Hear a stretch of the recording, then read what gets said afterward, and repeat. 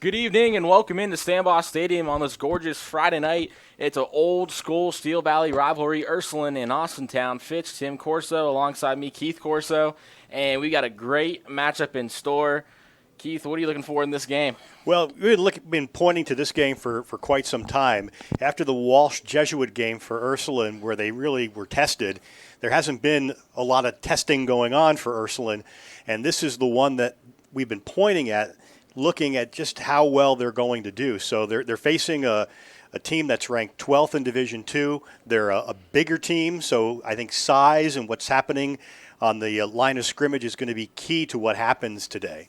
And that was a big emphasis in the first game. Over 400 rushing yards for Walsh Jesuit as a team. Now, they didn't rip off a lot of big chunk plays, but they were getting 5 to 7 every single play, which is going to wear on a defensive line, especially come fourth quarter, which is actually when Ursuline got most of their stops, was that fourth quarter. But, of course, two really good running backs for Austintown Fitch, Junie Higgs and DeAndre Richard. They both are they're not even seniors. They're young, and one's a sophomore. And behind that big Fitch offensive line, it's going to be a little more difficult for them to run because they don't have as potent of a passing attack as they have had in recent years. Yeah, they're going to have an opportunity, the Ursuline defense, to try to key on the run and try to force the Fitch Falcons to try to throw that ball. They haven't thrown it, like you said, a whole lot. Their quarterback only has so far this year 47 attempts. He's completed 72% of those, but there's only 325 yards passing. So they're going to have an opportunity to key the Ursuline Irish defense on that run and show that they can stop the run and try to force them into passing situations on third down. And you mentioned Vonzo Tate, the Austintown Fitch quarterback. He's a southpaw, so a little different look from the quarterback spot, but he's probably the key player for them in this game, not only throwing the ball, but as much as Ursuline's going to key on that two-headed monster in the backfield, he's going to look to run because he has run for over 100 yards this year through 5 games, so he's getting that 40-something a game, and if you're going to be able to pull that on options or RPOs, that's going to keep that Ursuline defense a little more honest. Right, and I'm interested to see because the Ursuline Irish front seven is a little bit undersized compared to the past. And so we're going to see how they can really play against that big offensive line for the Falcons. And it's just going to be a matter of, strength against strength and to see which one comes out on top. I'm really interested to see how the Irish secondary plays because they've shown an ability so far this year to be able to really chase down plays and to kind of prevent other teams from going wide. And so we'll have to see how that plays out in this game. It should be really fun to watch. And it's going to be a great atmosphere, a great game, and it's going to be a bunch of ball-hawking defensive backs in that Ursuline backfield. They had a pick-6 last game. It wasn't their first on the year, and that's probably going to help them get some sacks with the coverage there because Austintown Fitch doesn't have many weapons at their disposal out of the slot or out wide. They have Brady Evans, who has 18 catches, which is over half from Devonzo Tate, so that's his favorite target, clearly. They throw a lot of bubble screens and short slant passes. The next leading receiver in terms of receptions is Braden Bryant with 9, and there's been games this year where they've only targeted 2 guys. So that Ursuline secondary is going to have their work cut out for them to make sure their defensive line can get to the quarterback with all that coverage back deep. I think it's going to be an interesting situation with gamesmanship. Obviously, what the Falcons are going to try to do from looking at their stats and what they've been successful with so far. The question is, do they come out in this game and do they try to change things up a little bit? Do they try to catch Ursuline off guard by maybe throwing the ball a little bit more? Or do they just decide, hey, what has got us here so far is this offensive line in this running game. We're just going to stick with it. And that's something that you have to see. And you always know that you're going to get some gamesmanship with Dan Reardon. He's always thinking about what it is that he can do to catch the other team off guard. He knows that they have scouted them and know what their tendencies are, and he loves to be able to throw things in there that they're not expecting. And so I'll be interested to see what he does in that regard today. And you talk about gamesmanship, a little sportsmanship too. Beginning of the year, Austintown Fitch released some T-shirts with the Falcon holding a U down, not for the game, for the season. So a little bit of bad blood, you should say, between both sides. And we're going to take a quick break. We'll be back with kickoff. Ursuline and Fitch doing battle here from Stanbaugh Stadium on this Friday night. What does it mean to be approved? I'm Tracy, and to me it means getting you to work on time, driving your kids to school, or going out and seeing the world. That's why I go the extra mile for my customers, only at Greenwood Chevrolet.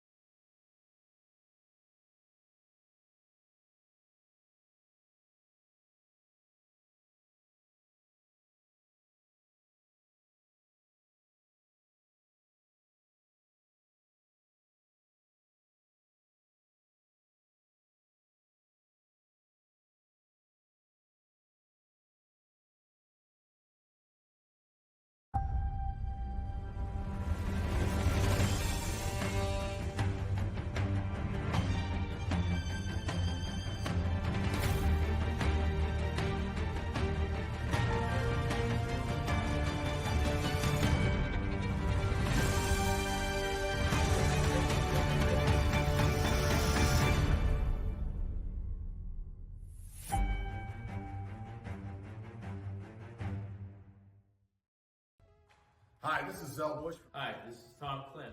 Hi, this is Steve Rossetto. Hi, this is Ryan Miller. Hi, this is Rich Sakui from WRS Wealth Advisors. With our combined 80 years of experience, WRS Wealth Advisors are the area's premier wealth and retirement specialists. Call 330-965-0370 to learn more about our individual and corporate financial planning services.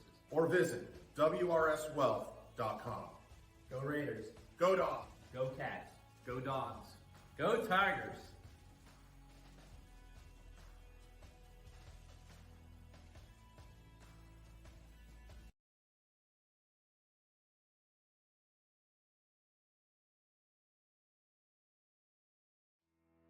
We believe expectations are made to be exceeded. At the new Toyota of Warren, it's about more than just getting a great deal. It's about service you can count on and a friendship you can trust. Year after year, we've done what we do best. We've gone the extra mile so you could too. Because we know it's just not about buying a new car. It's the start of a new adventure. Toyota of Warren, driven by you. Some families you're born with. Then there's the family that you choose. Over the years, we've been blessed to have our family grow. No, we're not all related at Myers Family Insurance, but when you surround yourself with good people, it sure seems that way. Our goal is for you to feel that way whenever you meet someone from our team. At Myers Family Insurance, it's not just about helping you with your Medicare and retirement needs, it's about making you feel welcome to the family. For all your Medicare needs, call Myers Family Insurance. What can you do on over 5,000 acres? At Mill Creek Metro Parks, you can discover unique habitats and wildlife, create memorable family moments, experience history, heritage, and park programs, explore scenic landscapes, take time to relax and be well, connect with nature and each other. Come see what's new at Mill Creek Metro Parks. Plan your trip now at millcreekmetroparks.org. Get back to doing the things you love. Regain your freedom from chronic pain without surgery or drugs. The power of care is nothing without hope, and our chiropractic services were created with true healing in mind. Find your hope at Meridian Healthcare. At Joe Dickey Electric, no job is too big or too small. We do it all. We power the plants that help bring us together, the businesses that help our community thrive, and the home that you've been dreaming of. We'll even install a light bulb for you. With over 65 years of commercial, industrial, residential, and 24/7 emergency services, you can trust the experts at Joe Dickey Electric because we are everything electrical. What does it mean to be approved? I'm Tracy, and to me it means getting you to work on time, driving your kids to school, or going out and seeing the world. That's why I go the extra mile for my customers, only at Greenwood Chevrolet. Hi, I'm Colin Chupa. And I'm Kelsey Clem from K Squared Marketing. Our boutique marketing firm specializes in media planning and buying, public relations, event marketing strategies, and strategic sponsorships. We can integrate our services with your existing game plan, or we can be your entire marketing team. Your goals, our game.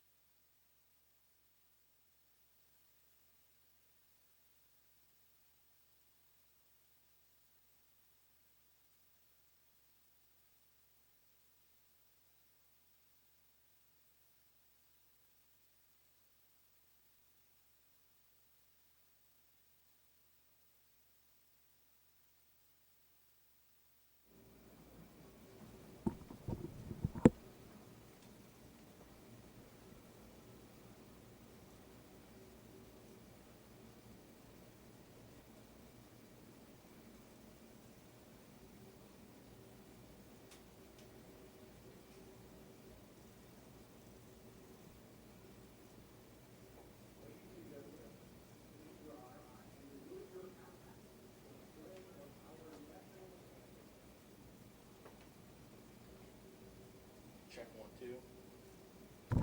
Check, check.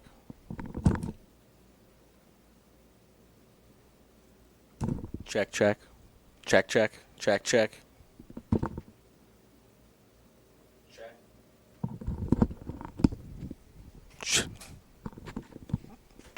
Check.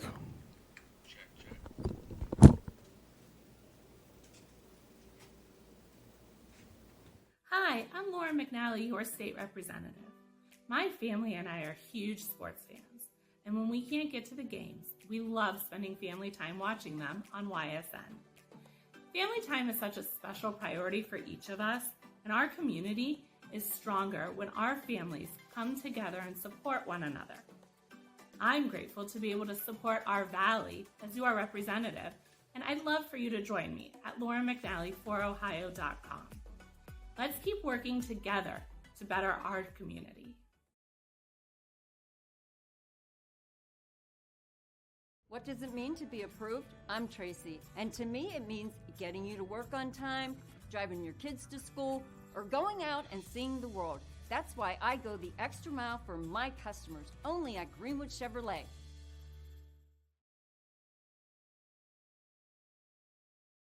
And we're back here from Stambaugh Stadium. Tim Corso, Keith Corso, and we're about set for kickoff. The teams are getting back to their huddles, and we're going to be underway in just a matter of a few minutes. Ursuline will receive to start the ball game, and that's probably what – I don't know if they won the toss, but I'm sure they're not upset about that because this Fitch team like to run, and they could shoot some clock off if they got that first possession, especially if they ran it in for a touchdown. I think this gives the Irish an opportunity to try to set the tone early by Took going the words on. out of my mouth. Yeah, it's one of those things where they want to avoid the 3 and out. They want to convert on these, get some first downs, move the ball down, show that they can control the ball, and this is their opportunity to do that. Yeah, they got a really, I'd say, fast skill group, which is a pretty blatant way to say it, but I mean they got the guys who you get the ball in space to them. They can do a lot of damage, including their last home game when they took on East. Opening kickoff was taken back for a touchdown by Devontae Taylor. It's one of the guys that is one of the 2 kick returners. They try to kick it away from Jaquise Liaison, but I mean you kick to Taylor, you're asking for just as much trouble because Liaison might be a little bit faster. Taylor's a little longer, and he's also got a lot of speed to him, so he covers a lot more ground in a little more time. So you really kind of pick your poison there. Just about every team has tried to keep the ball away from the deep men, and after that Jesuit game, the returns are really what kind of kept the Irish in it. And so you even have to be aware, though, if you're the Falcons, of the up men too, because they can grab the ball and make something of it. They've got some running backs, linebackers up there. And a linebacker in high school football is probably just another running back, not a big 230-pound linebacker like you see in the pros in college. Kicking off for Austintown Fitch is going to be Anthony Ruggles, the senior, 5'9", 175 pounds. And just like that, we are underway here from Stambaugh Stadium. Ruggles kicks it into the end zone, and he nearly kicked it out of the back.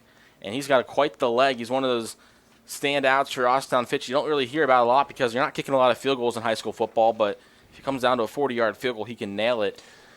And that's certainly a way to negate any sort of return game. You keep the ball out of their hands and let them start from a reasonable position at the 20-yard line. And you don't kick it out of bounds where they get great field position, and you don't kick to an up man, which is still going to be good field position. You keep it at the 20, and D.C. Farrell coming up in an empty set will lead Ursuline onto the field to begin the ball game. Farrell threw his first interception of the season last game. He's got 7 touchdowns to combat that. He has completed 70% of his passes out of the 60 he's thrown.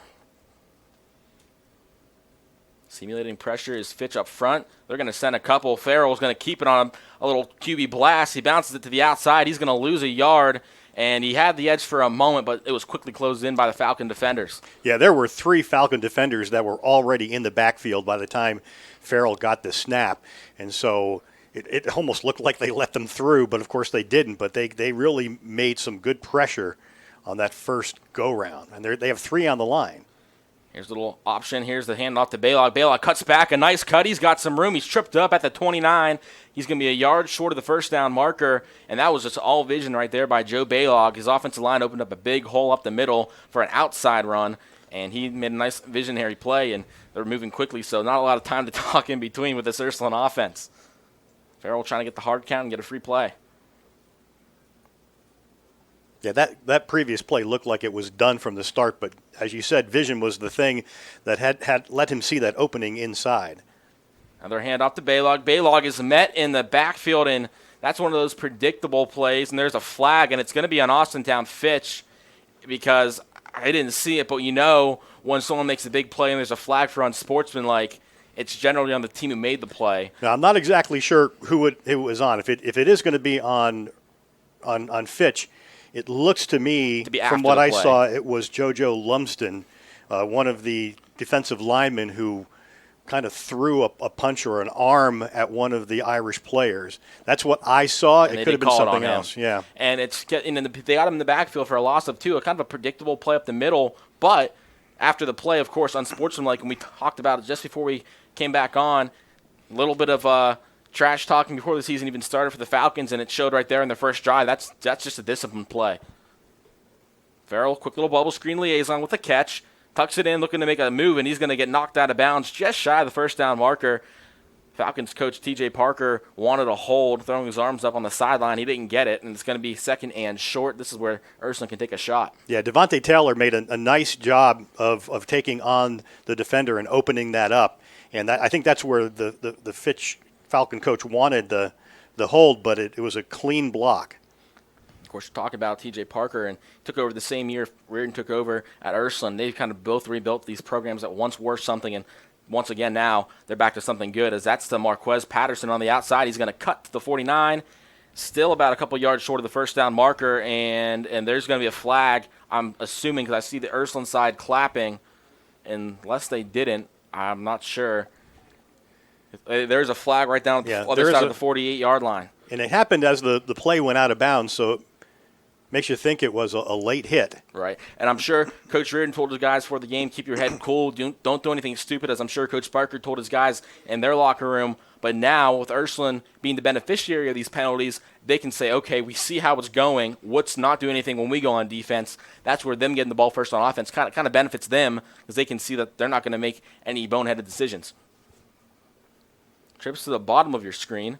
Baylog once again in the backfield, hands off up the middle, a flag, and the play's going to go, but it's probably going to be an illegal formation on Ursuline or an illegal motion. They usually blow the play dead if it's a false start, and they're opting to talk to Parker and see what he wants to do. He's, of course, going to enforce it, you'd think, and we'll see exactly what the call is, and I think they might have declined the penalty.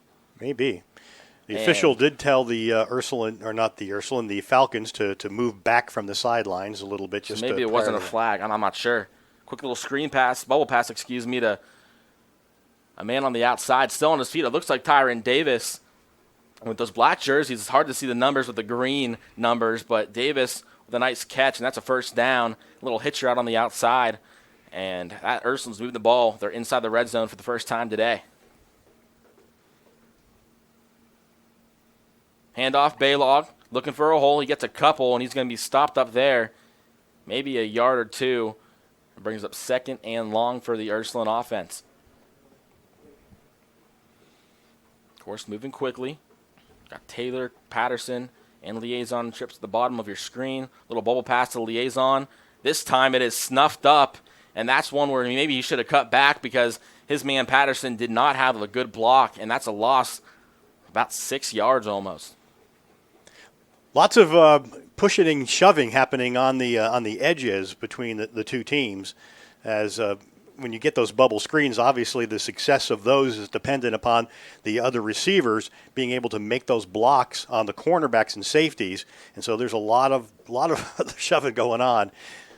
You got to look for Devontae Taylor. He's alone on an island with one man on a long third down. They do throw to Taylor. Taylor trying to get position, and he's going to make the catch. No. Actually, it got knocked out at the end. He had it, and then it was stripped free. What a play by Devontae Tate, the quarterback, making a play on defense, and that'll send the Irish field goal unit out there for a long field goal try. That was a great effort by the defensive back for Austintown Fitch.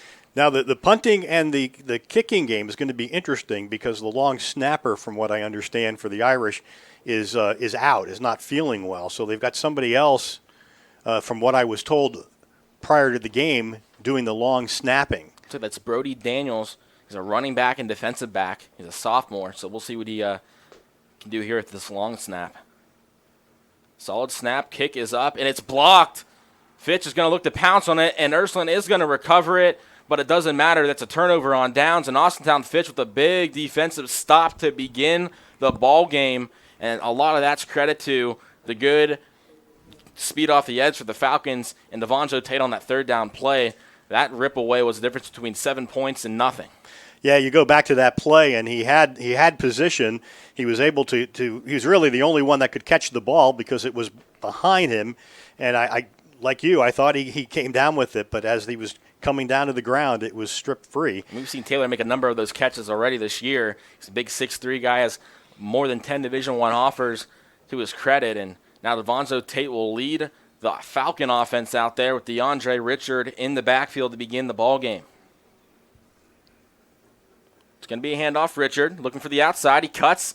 He has a little bit of room, and he's going to be brought down by the shoulder pads and spun out of bounds around the 34-yard line. First play, no problem. First down, it looks like. And that's going to move the chains instantly. And these big running backs for Fitch, they got a lot of strength, but they can also move to the outside. They have some speed, a little deceptive speed that you might not expect from guys who are a little bit bigger. Yeah, Richard is kind of like a fire plug out there. He's only 5'9", 200 pounds. He's 200 pounds, so he's hard to bring down, and he runs with a lot of downhill speed. Another handoff. Richard, this time nowhere to go. Ursuline had that snuffed out. He gets back to the line of scrimmage, but nothing more. And a good first down run defensive play by Ursuline, trying to shore up that middle, which if you can run to the outside, that's obviously a good thing, but more times than not, you're trying to run inside. And this is where the Irish had some trouble against Jesuit because of their big offensive line. And by the time they got the ball, they were 3 yards deep into Irish territory, and this time they really were able to stuff that play. 31-yard line. Once again, Richard testing, and now he's got an outside Olin Moore. He's going to lower his shoulder. He's going to run a member of that Ursuline secondary over in Kohler, but he has a first down. And that's the same kind of play they ran the first play of this drive. It was a little bit outside, but he cut inside off of a block, and that was a nice hole that he got opened up from his offensive line. So out of the 3 plays they've run so far, 2 of them have been off tackle, one to the right, one to the left, and that's where they found an opening. It's that one play where they tried to go right off the A-gap that they weren't even able to get anything. So they're going to keep testing, I think, right on the outside of their tackles and to see if they can keep that yardage coming. But if it's not broke, you don't fix it. And this time another run outside, but tackled on the ground. Nice. It's actually a lost spot, about half a yard. Nice tackle by Ursuline's Amir Brown, the sophomore. And while Ursuline does have a number of seniors starting, they only have 12 altogether on their roster. Only 12 seniors, 12 juniors. So a lot of sophomores playing alongside these upperclassmen. And one of them right there, and Brown making a big stop. And pursuit's going to be important in making sure you recognize what's happening and having those linebackers and having the safeties come up and help. Of course, Richard's still in the backfield, it looks like.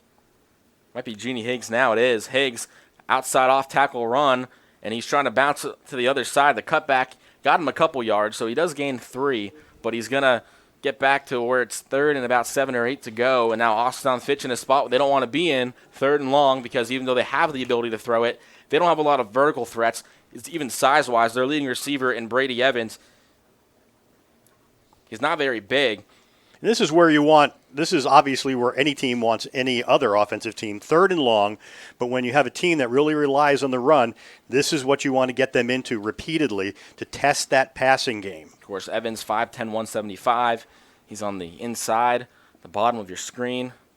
Gonna do a little option to Evans. Evans looking for some space, but he's wrapped up by Patterson and thrown down near the Ursuline Irish sideline. A good stop on third down and long. It brings up about 4 yards to go on fourth down, and we'll see what Coach T.J. Parker wants to do here early. His team, they've been able to get 4 yards on multiple plays, but they've also been stuffed on a number of them as well. And it looks like they're going to send the punting unit out there. You don't want to give Ursuline any momentum with the ball near midfield, especially when that offense already moved the ball about 50 yards on you. They just stalled out on one big play.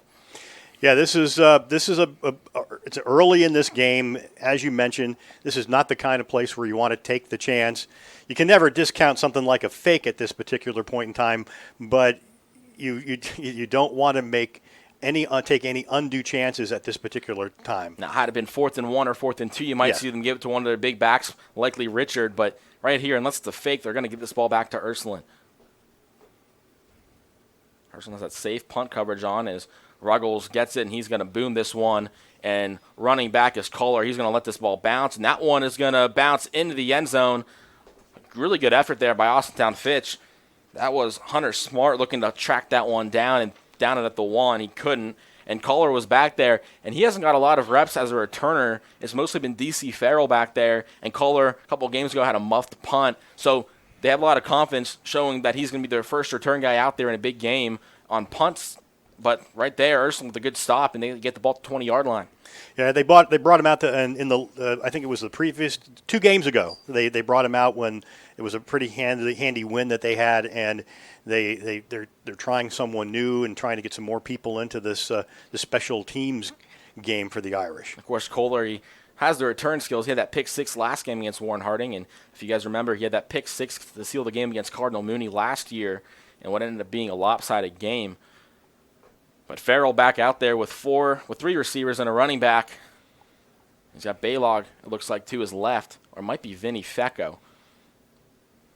It's hard to see because you can't see the numbers. And Baylog's built a little sturdier than Fecco, but Fecco, when he puts his foot in the ground and makes a cut, he can explode. Right, and he's only a sophomore, and so he's showing some ability, and he's earning some trust from Dan Reardon because he's getting into the games and getting some big carries. Yeah. Man out to the left, and it's going to be a flag. It's going to be on Ursuline, false start, and that's going to set them back 5 yards, and that does look like it's Baylog out there.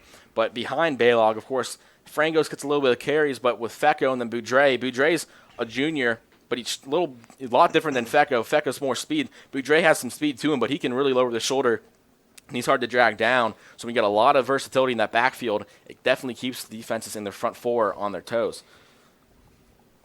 But now 1st and 15. It's not a great start for the Ursuline offense. Looking to throw Farrell. Takes a shot down the sideline. It's going to be caught in by Liaison. He's going to wiggle his way to the 28-yard line. They officially mark him down around the 29. And he caught that ball around the 25 and was able to get past that wrap tackle for a few more yards. And Ursuline just a yard short of the first down marker. A 14-yard pass. Farrell, a couple good balls early. Looking to run up the middle. Baylog bounces it to the outside. He's going to have the first down. Not much more, but he gets about 4 yards on the carry, and Ursuline's going to move the chains. So 1st and 15, no problem. You're going to get 18 yards on the matter of 2 plays, and Ursuline looking to maybe speed it up a bit. I think that's going to be key for the running game for the Irish tonight is they're going to try to go up the middle, but you're going to have to be able to make some adjustments and kick it outside because they're really clogging the inner part of that line. Little RPO off the deflection caught by Patterson. The defensive lineman got his hands up there. And you talked about the run up the middle. Fitch has a few standout linebackers. Mark Fitzgerald, the junior, paired with 2 senior linebackers in Rocco DeFlorio and Dylan Crone. It's a really experienced and strong linebacker core. As Baylog, there is nothing doing. He might have got a yard It's going to bring up 2nd and long. And this is like, this is turning out to be the hard-fought, grinding game that we expected. We're already at 4:38 left to go in the first quarter. It's really gone fast because both teams are keeping the clock moving. Option. Farrell looking to throw. He's got a man down the field. That's Taylor. He catches it. He's off to the races. Touchdown, Ursuline. The little RPO, and Farrell rolled out to his left. That fake handoff got the defenders in the secondary to creep up, and Taylor just snuck his way back there for nothing but green grass. And what made that such an impressive play is that the ball was really underthrown. He had to stop, get it, but he had the forethought to realize that if he just takes off at an angle for the corner of that end zone, no one's going to be able to get him. If he turns and tries to go straight down the sideline, it would have been close. Somebody would have got him. But that was really good vision to be able to see what it was you needed to do and where you needed to run. Tayback coming on to kick the extra point. The last attempt was blocked, but it was obviously a little longer of a snap, and they're going to get Fitch to jump off sides, and now you might see Dan Reardon go for 2. He likes to do that, and now that you got the ball half the distance to the goal, he might just try it. He might. Nothing will ever surprise me with what he tries to do. And, of course, with Ursuline this year, you talk about how this is a low scoring so far with 4 minutes left to go in this quarter, but, they've scored 30-plus in every game other than the one that didn't finish in Farrell, but they scored 27 in a quarter and a half. And he's going to leave the kicking team out there. I think he likes to really take the chances in games where he feels like he has a real distinct advantage, and I think he just wants to get this point and make sure that he stays on target.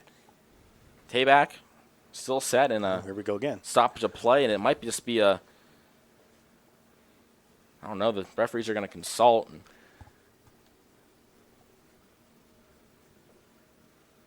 And DC Farrell is running out the field talking to, maybe he had a pad that wasn't in place or something where he had to be sent off the field. Not entirely sure. So they're going to have to bring in another holder because if it's an equipment issue, he's got to be sent off, and now it's got to be somebody else.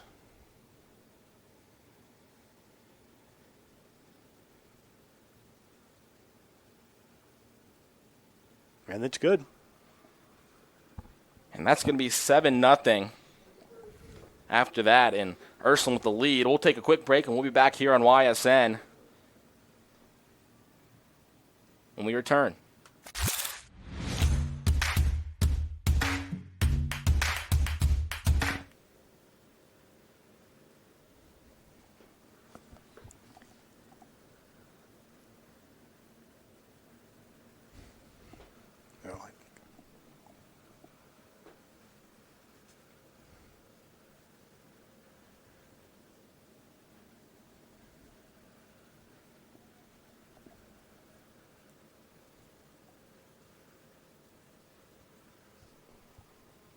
At Greenwood Chevrolet, we're built on dependability, just like our SUVs. Whether you need one for driving around town, traveling with family, or that morning commute. We have the expertise and extensive selection to find you an SUV built for the road ahead. At Greenwood.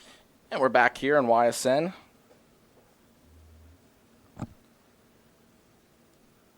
Anthony Tayback set to kick it off for the Irish.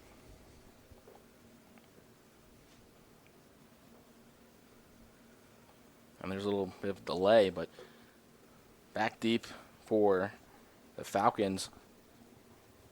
It looks like it's Altair Uno. And from the 40-yard line, we'll kick it off, and Ursuline with a 7-0 lead.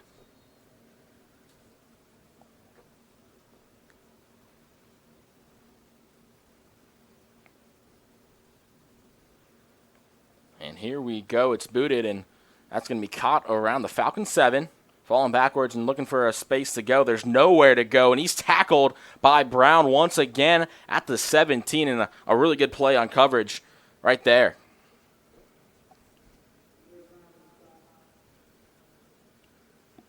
So now we got an opportunity to see Fitch.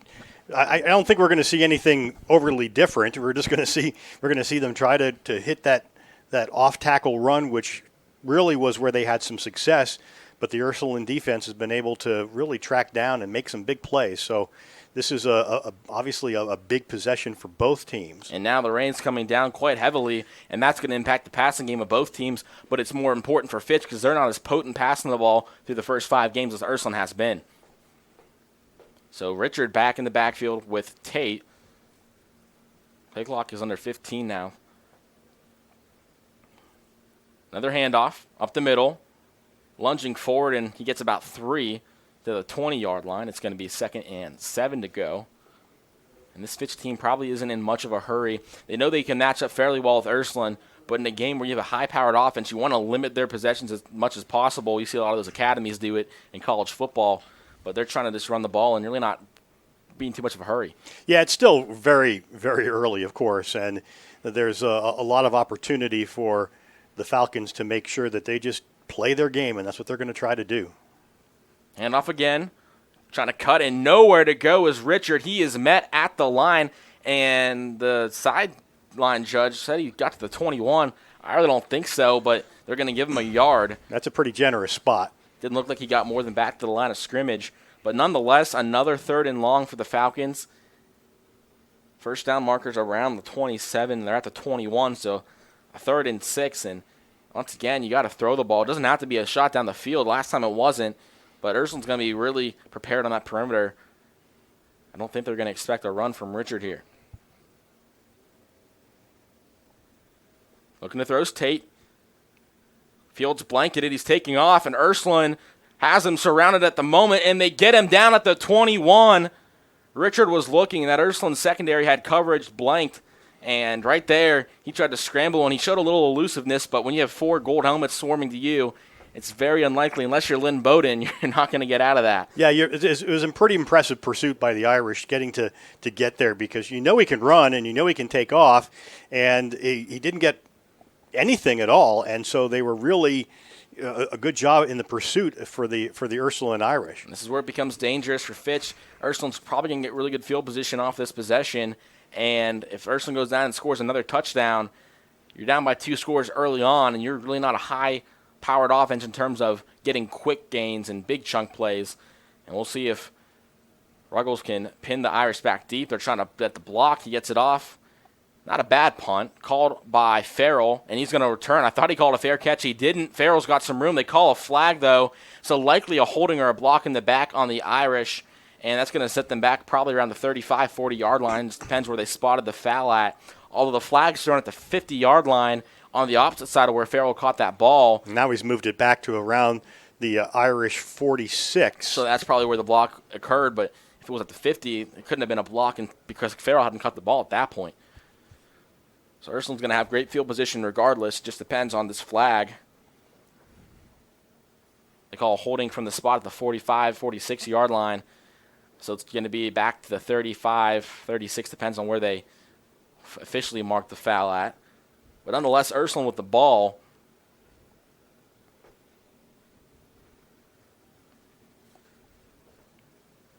And we're just waiting for both these teams to come back. And so far, what have you seen from both of these teams? Because it's been a closely contested game through the first 11 minutes or so. Exactly what I think we've expected.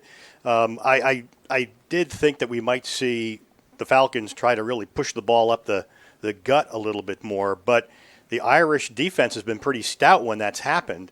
And offensively for the Irish, they're doing and mixing up the plays, which is what they always tend to do. Farrell rolling out, first play. He keeps it on the fake, and he gets tripped up, stays on his feet. He gets to the edge, and he got a yard lost on that play, but it could have been a lot worse for DC. He rolled out, and he almost got caught in the backfield for 6-7 yards. I thought he was going down at least twice. He stumbled twice, and he got back up both times. Once Baylog's in the backfield again, you got 2 in the top and 2 in the bottom of your formation.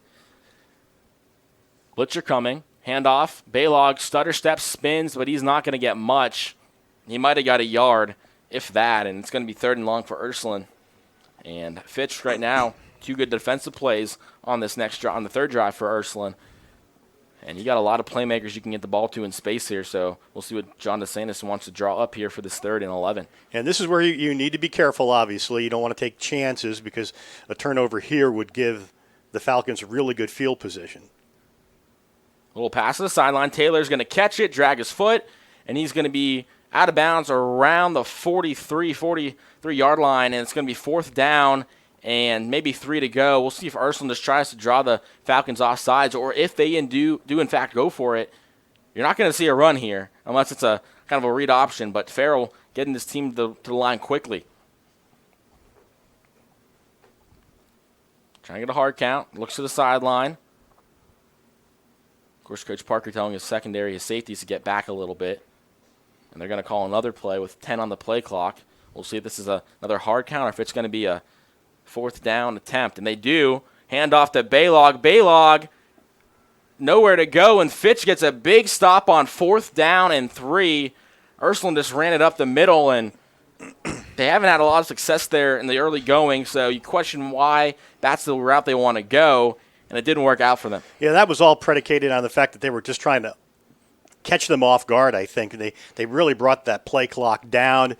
I think maybe they were hoping that Fitch was counting on a timeout, or that Ursuline was just going to take the penalty and then kick it away, but Ursuline, of course, didn't, and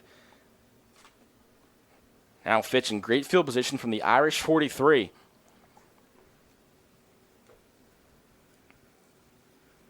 Handoff, actually an RPO, and it's going to be off the hands of a Fitch receiver, Brayton Bryant, their second leading receiver. He is their tallest one at 6'2", 180.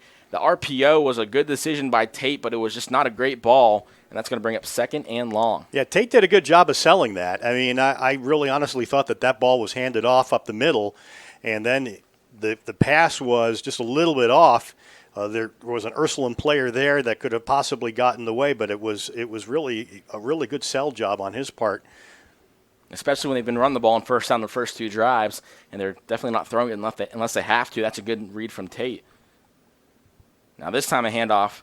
That's going to be Richard. He's trying to get the edge. He's undercut, and a nice tackle right there. Another solid play by Ray Javy, the sophomore. He got significant playing time. He even started a couple games as a freshman in the defensive backfield. And when you're starting in a defensive backfield as loaded as Ursuline's as a freshman, that tells you what Coach Reardon thinks of you. And that play has worked before. I mean, this is, the running back gets the ball, looks toward the center, sees nothing, and then kicks it out off tackle. This time, though, the Irish were able to get some pursuit and make a nice open field tackle. That was a gain of nothing, absolutely nothing. 3rd down and 10 in another obvious pass situation, which is why you might see some more passes on 1st down just to kind of keep the defense honest. Little draw play. Richard plunging up the middle. He's stopped at the 39. And now what do? It's going to be about 4th and 5 or 6. Your kicker can't kick that far of a field. Yeah. He's not Greg Zerline or anyone, but that's a 50-something yarder. But it's also the 39. It's good of a punt if you were to be a little back deeper. I think that's the end of the quarter, by the way. So more time for Parker to think about it. But we have a great game. We're going to talk about the play when we come back. YSN Ursuline up 7-0 after the first quarter on your sports network. Change. This one word can make you break out in a cold sweat. But with change comes wisdom, experience, and understanding. At Myers Family Insurance, we can help make changes in Medicare, insurance, and retirement a positive experience for you and your family. We've gone through changes, like our new office and new faces to help our family of clients too. For all your Medicare needs, call Myers Family Insurance. Check us out online at myersfamilyins.com or find us on Facebook. And we're back here on YSN. Ursuline and Fitch in a tight one, 7-0 after the first 12 minutes of play. And right here, a big 4th down. Dan Reardon rolled the dice in his own territory last drive on a 4th and 3. This time, the Falcons in Ursuline territory after 39. They need about 5 yards to get the first down, 6, and we'll see what Coach Parker draws up here for his offense. Going to roll out his man. Nowhere to go is Tate, and he is brought down. The first man there was junior captain Drake Campbell, and that is going to be Ursuline football around the 47-yard line. I'm not exactly sure what they were thinking about with that. I'm not sure whether they were intending on trying to run that wide or whether they were hoping to pass it and find somebody downfield, but nothing materialized from it at all.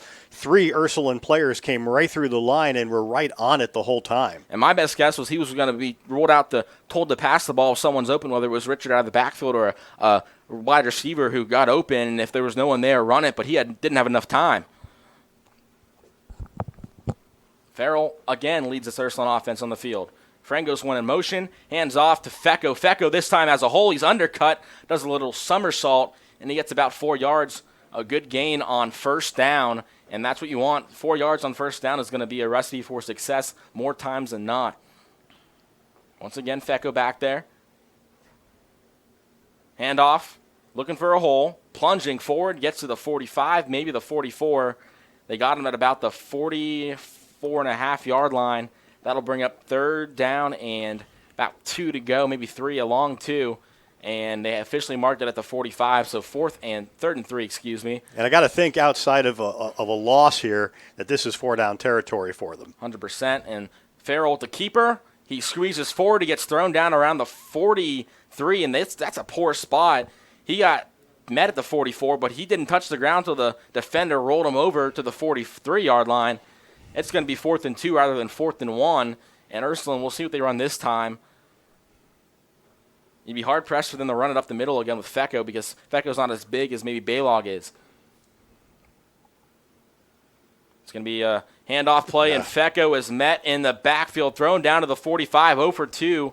On 4th down goes Ursuline.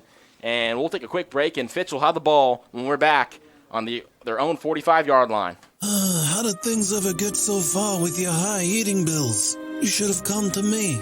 And if you had come to me, I could have told you to call Michael at MP Vivo Heating and Air Conditioning. Michael is one of my trusted friends, and he will now be one of your friends. MP Vivo will take care of everything with a 96% high-efficiency furnace. And we're back here. Ursuline couldn't convert, and Fitch will get the ball to start on their own 45. You got to give credit to Rocco DeFlorio. He came right through and met Fecco right in the backfield. There was absolutely no chance that play was going anywhere. As now Tate under center for the first time today. Man in motion, hands it off up the middle. Richard, he got met in the backfield initially, and he's still on his feet after he broke a couple of arm tackles. He got maybe 1. They're going to give him 2, and there's a little skirmish at the bottom, and none of the referees saw who pushed who because they weren't paying attention, so there's not going to be a flag, and I'm not sure who the guilty party would have been, but Israel Rosario was down in that little skirmish for Ursuline. Who knows who started it? We couldn't see. We weren't paying attention. We just saw. I was looking at the referee putting the ball. You know, all we could see was that the Irish players swarmed toward the ball, and then all you could see were a couple of complaining coaches on the sideline for the Falcons, and then we see the skirmish. So I really don't know how the whole thing got underway or how it started. I'm sure a couple of Falcons offensive linemen took exception to the way that Richard was tackled, maybe a little extracurricular, they thought, and now Junie Higgs is back in the game, the junior. Handoff up the middle. Got a few, and we've talked about both these running backs not being seniors. Of course, Higgs is a junior. He stood out as a freshman and a sophomore. Richard a sophomore. It seems like when you have a guy like DJ Williams or Jamel James who have been in this Falcon program, James was the lead back his sophomore year, and then the next year Williams comes in as a freshman, 2 years later, and he's the workhorse. He's now playing at Ball State, and of course Higgs came in when Williams was a junior, getting the carries as a freshman, and now you have Richard behind Higgs as a sophomore. They have a stable of running backs year in and year out, and you really have to have that, especially when you have such a big line. It's 3rd and 6. Out to the the left is Higgs. He has a catch. He might have room. He cuts, makes some men miss, and he gets out of bounds for the first down. They're actually going to mark him about a yard short at the 46 of Ursuline. It's going to be 4th down for where the referee is standing, and you got to believe that they're going to go for this. A nice cut, though, by Higgs. He had some good blocking. Yeah, I actually thought he got the first down. He made enough, but he must have stepped out of bounds. When he made another cut. Yeah. And now it's going to be not even a full yard, and they might QB sneaking here, but Tate's not very big. you know, Ursuline's going to send a lot of linebackers. I'm surprised they're not loading the box even more. They're going to try it, and Tate gets it. That's one of those where, I mean, you only had 4 guys on the line of scrimmage. No other linebackers came up, even creeped up. And there's looks like a flag, maybe? Oh, it was a shoe, excuse me. One of the shoes of the Irish defensive lineman's yellow, so it looked like a flag at the spot of where the ball is. But I mean, that was a destined to succeed play all the way. You only, like you said, 4 guys were on the line of scrimmage, and all you needed was a reasonable push from the offensive line. Yeah. And when you have 2 big backs and then a quarterback who's elusive, you can get a yard. And now it's going to be 1st and 10 under center again as Evans goes in motion. Handoff, misdirection, some room to run, and cut down at the 30. A nice run by Iluono. And it's going to bring Fitch another first down. An Irish defender is on the field, and we're going to take a quick break, have that sorted out. How did things ever get so far with your high heating bills? You should have come to me. And if you had come to me, I could have told you to call Michael at MP Vivo Heating and Air Conditioning. Michael is one of my trusted friends, and he will now be one of your friends. MP Vivo will take care of everything with a 96% high-efficiency furnace from Rude. Call MP Vivo for a free estimate at 330-259-0486 and let them take care of your situation.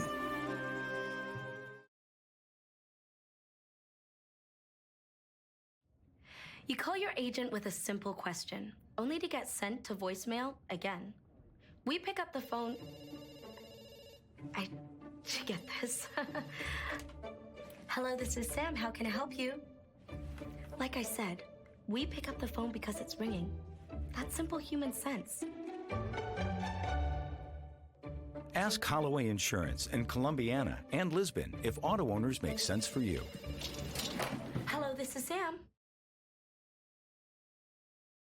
How did things ever get so far with your high heating bills? And we're back here from YSN, the injured Irish defender Rosario. He's good and walking off the field under his own power, so you like to see that. Dan Reardon was not happy. Israel Davis, excuse me. Yeah, he saw something, and when one of the coaches from the Falcons came out to check on the Ursuline player, he just told him to go away.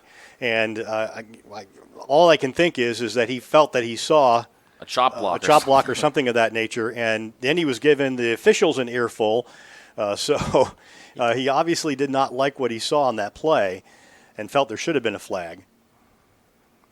Now we're going to go a little outside run, cutting back and going nowhere is Evans. Of course, Evans, the brother of Dan Evans, one of the best receivers that Fitch has had in a long time. He's same build, slot receiver, small, but he's fast, he's tough, and right there, no amount of speed or toughness can get you a first down or any yardage there. That was great defense by Ursuline. So you're seeing a bit of a change in the approach for the Falcons.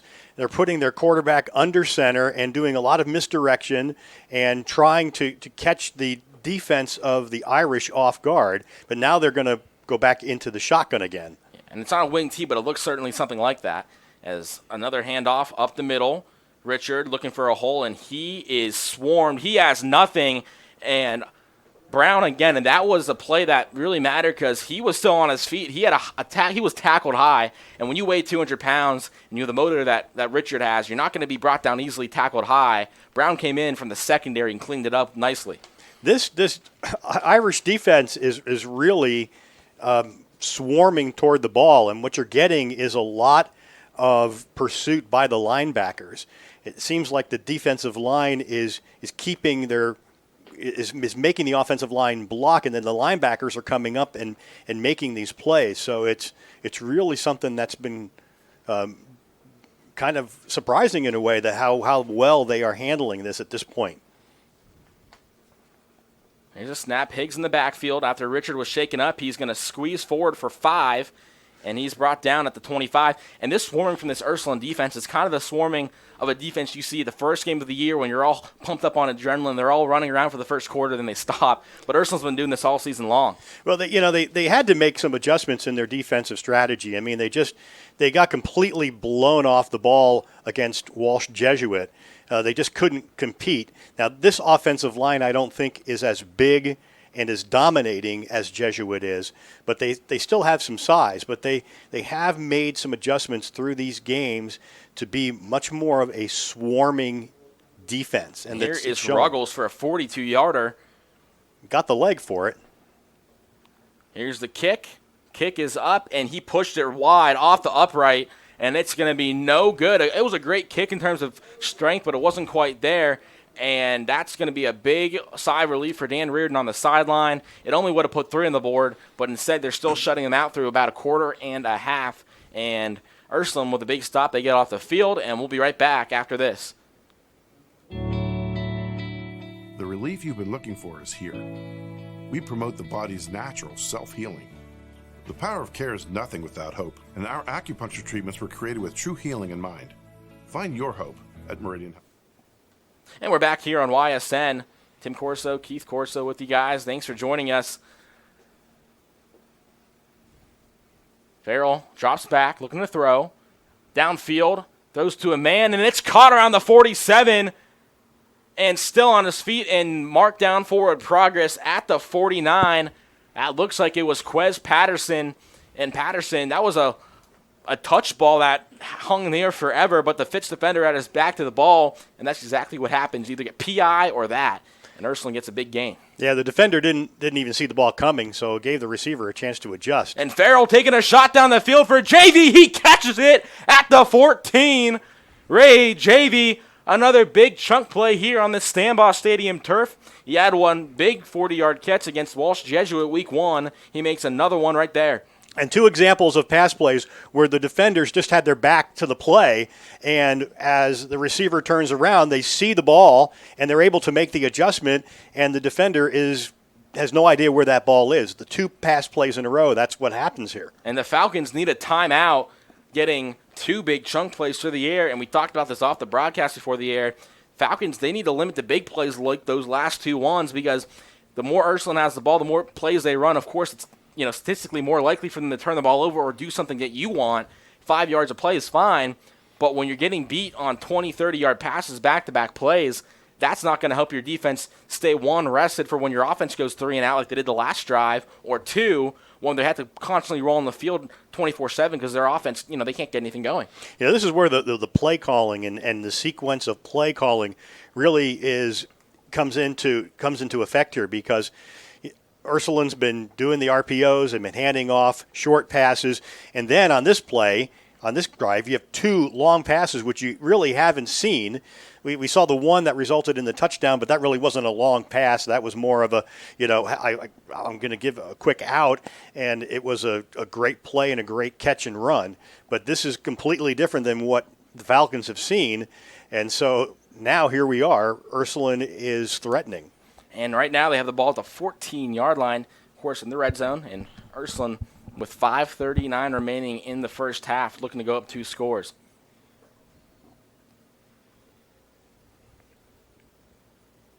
Farrell looking to throw again. Why stop it? He's rolling out. He's getting pressured. And he's probably just going to let this one go away, and almost caught on the sideline, but no catch, I believe, by Quez Patterson. And Patterson, he caught the ball, but I think he landed out of bounds before he got the ball in his grasp because he dove near the sideline. But good effort from both Farrell and Patterson. That was everything that DC Farrell could do just to avoid a big loss on that play, because they blitzed on it and they were automatically into the backfield, and he just had to get rid of the ball and live to have another day. As Farrell's looking to throw, back towards the end zone, caught by Taylor. He's chopped down at the 2, and Ursuline has a 1st and goal from the Falcon 2-yard line. And, Farrell threw that ball 2 plays ago across his body, very similar to how he threw it across his body to Taylor on the touchdown strike.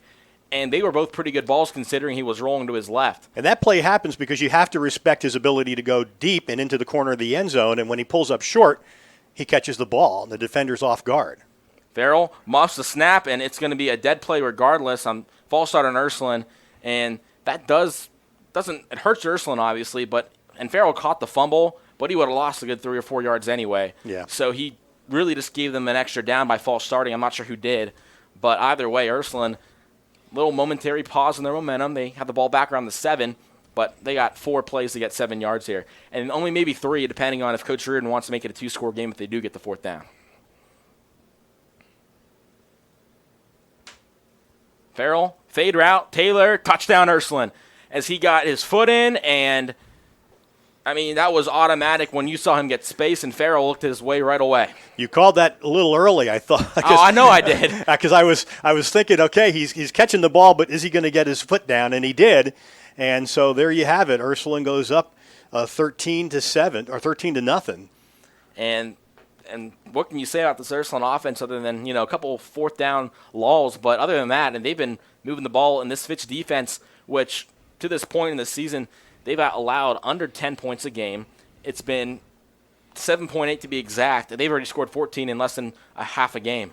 And a jump off sides by Fitch and Ursuline. Maybe they go for 2 here to get some momentum. You're up by 2 scores as the rain is falling now. And we'll see what Coach Reardon wants to do. He's probably going to leave his field goal unit out there, however. 5 minutes on the dot to go. Yeah, I'm thinking he's confident in his kickers and their ability to get the extra point, and I just think that he's going to sit there and just take that point, barring any sort of mishandling of the snap because of the rain. He's going to go for that. And that's the goal for Tabak, is to knock this one through and make it a 14-point game. Snap is up. Kick is good after it was a high snap, but nonetheless, it's 14-0 Irish after that score from Taylor and the extra point from Tabak. 4:59 remaining in the first half. Ursuline leading over Austintown Fitch. Yeah, we getting all fired up, getting ready for the players when they line up. Think it's time we go and get them lights up. Let them high school lights ignite us.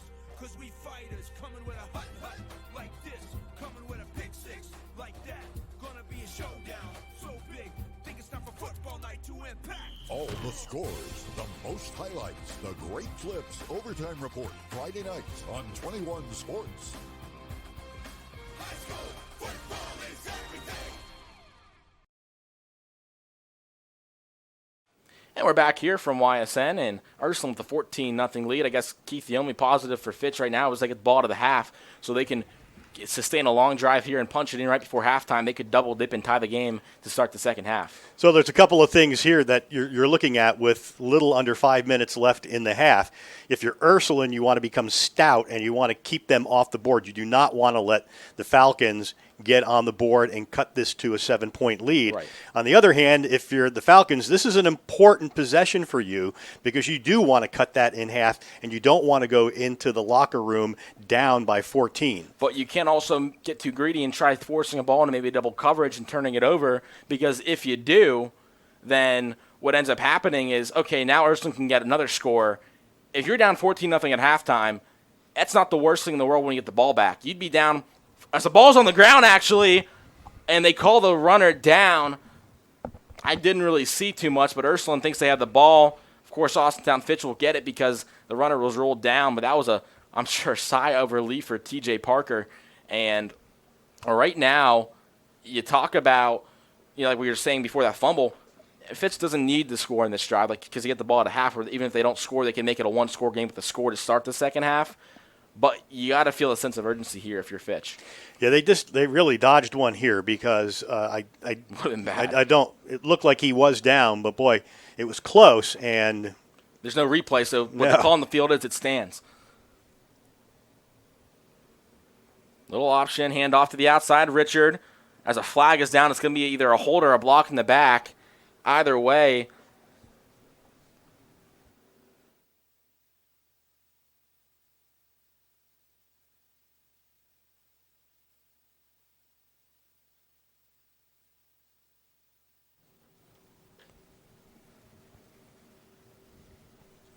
so the flag is going to be a hold. So the difference between that and a block in the back is just 5 yards. But either way, 1st and 20.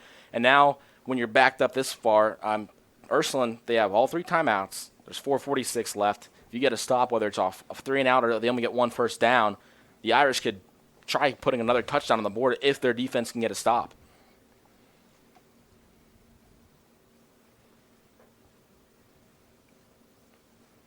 I'm curious to see the play calling here on 1st and 15. It's probably going to be a run just because they like to run and they want to get something out of that 5 yards back. But yeah, this is not the place where you want to get too daring when it comes to passing.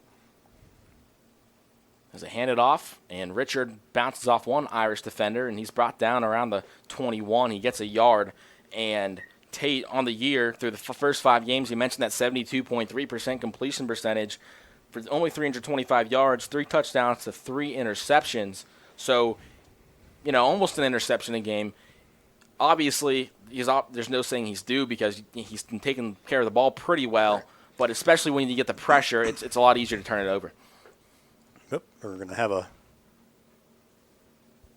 stoppage here, and it looks like Richard is a little banged up, and he's trying to limp it off. But once they stop the play, he has to come out. It doesn't matter if he says he's okay because they stopped play. And he was a little shaken up on one of the earlier plays in the previous possession, and he came off the field. And so we have obviously no idea whether he just got a little winded or what, but he's like staggering a little bit toward the sideline. And you bring Higgs in, and of course the differential is just 18 carries between the first 5 games. But Higgs averages 5.5 a carry, while Richard averages 9.4. Getting a first down a carry is pretty dominant for a running back. Rolling out to the left is Higgs. Shot down the field for Tate. He's looking for his man. That's well overthrown. And maybe that's a little bit of the wetness, but either way, it was not an accurate ball. Yeah, if you're going to throw that ball, I mean, you're going to want to make sure you're long with it, which is what he was. If we look again once at the differential between both Richard and Higgs, 554 to 225 yards for Richard, 7 to 3 in touchdowns. He's had 300-yard games while Higgs is just the 1. But the biggest eye-popping number is because the lead horse back, when Richard has 110 yards a game versus 45 for Junie Higgs, Higgs is a great change of pace back. He's a good runner, but Richard's their workhorse in this offense. Now, Ursuline just has to make sure they stay home on defense and don't make any big mistakes because it's a 3rd and long. A little quick screen pass, and nowhere to go is Bryant. He gets wrapped up by 3 Irish defenders, and Ursuline's going to get off the field again. And if you're Coach Reardon, no need to call a timeout, but of course, as I say that, he does. I mean, because if you have 3 minutes left and 3 timeouts, there's plenty of time. But I feel like he probably just feels like it's more valuable having 42 extra seconds right now. Well, he's not when he sees an opportunity to try to strike even deeper, he takes it. And this is one of those situations where he realizes that field position could be really good depending on the kick. You've got rain coming down. You have the possibility of a mishandled snap. You have the possibility of a ball being shanked somewhere because it's just not going to come off the foot right. You can have all of these other possibilities. You also have the possibility of the receiving team muffing it, so he's got to be careful.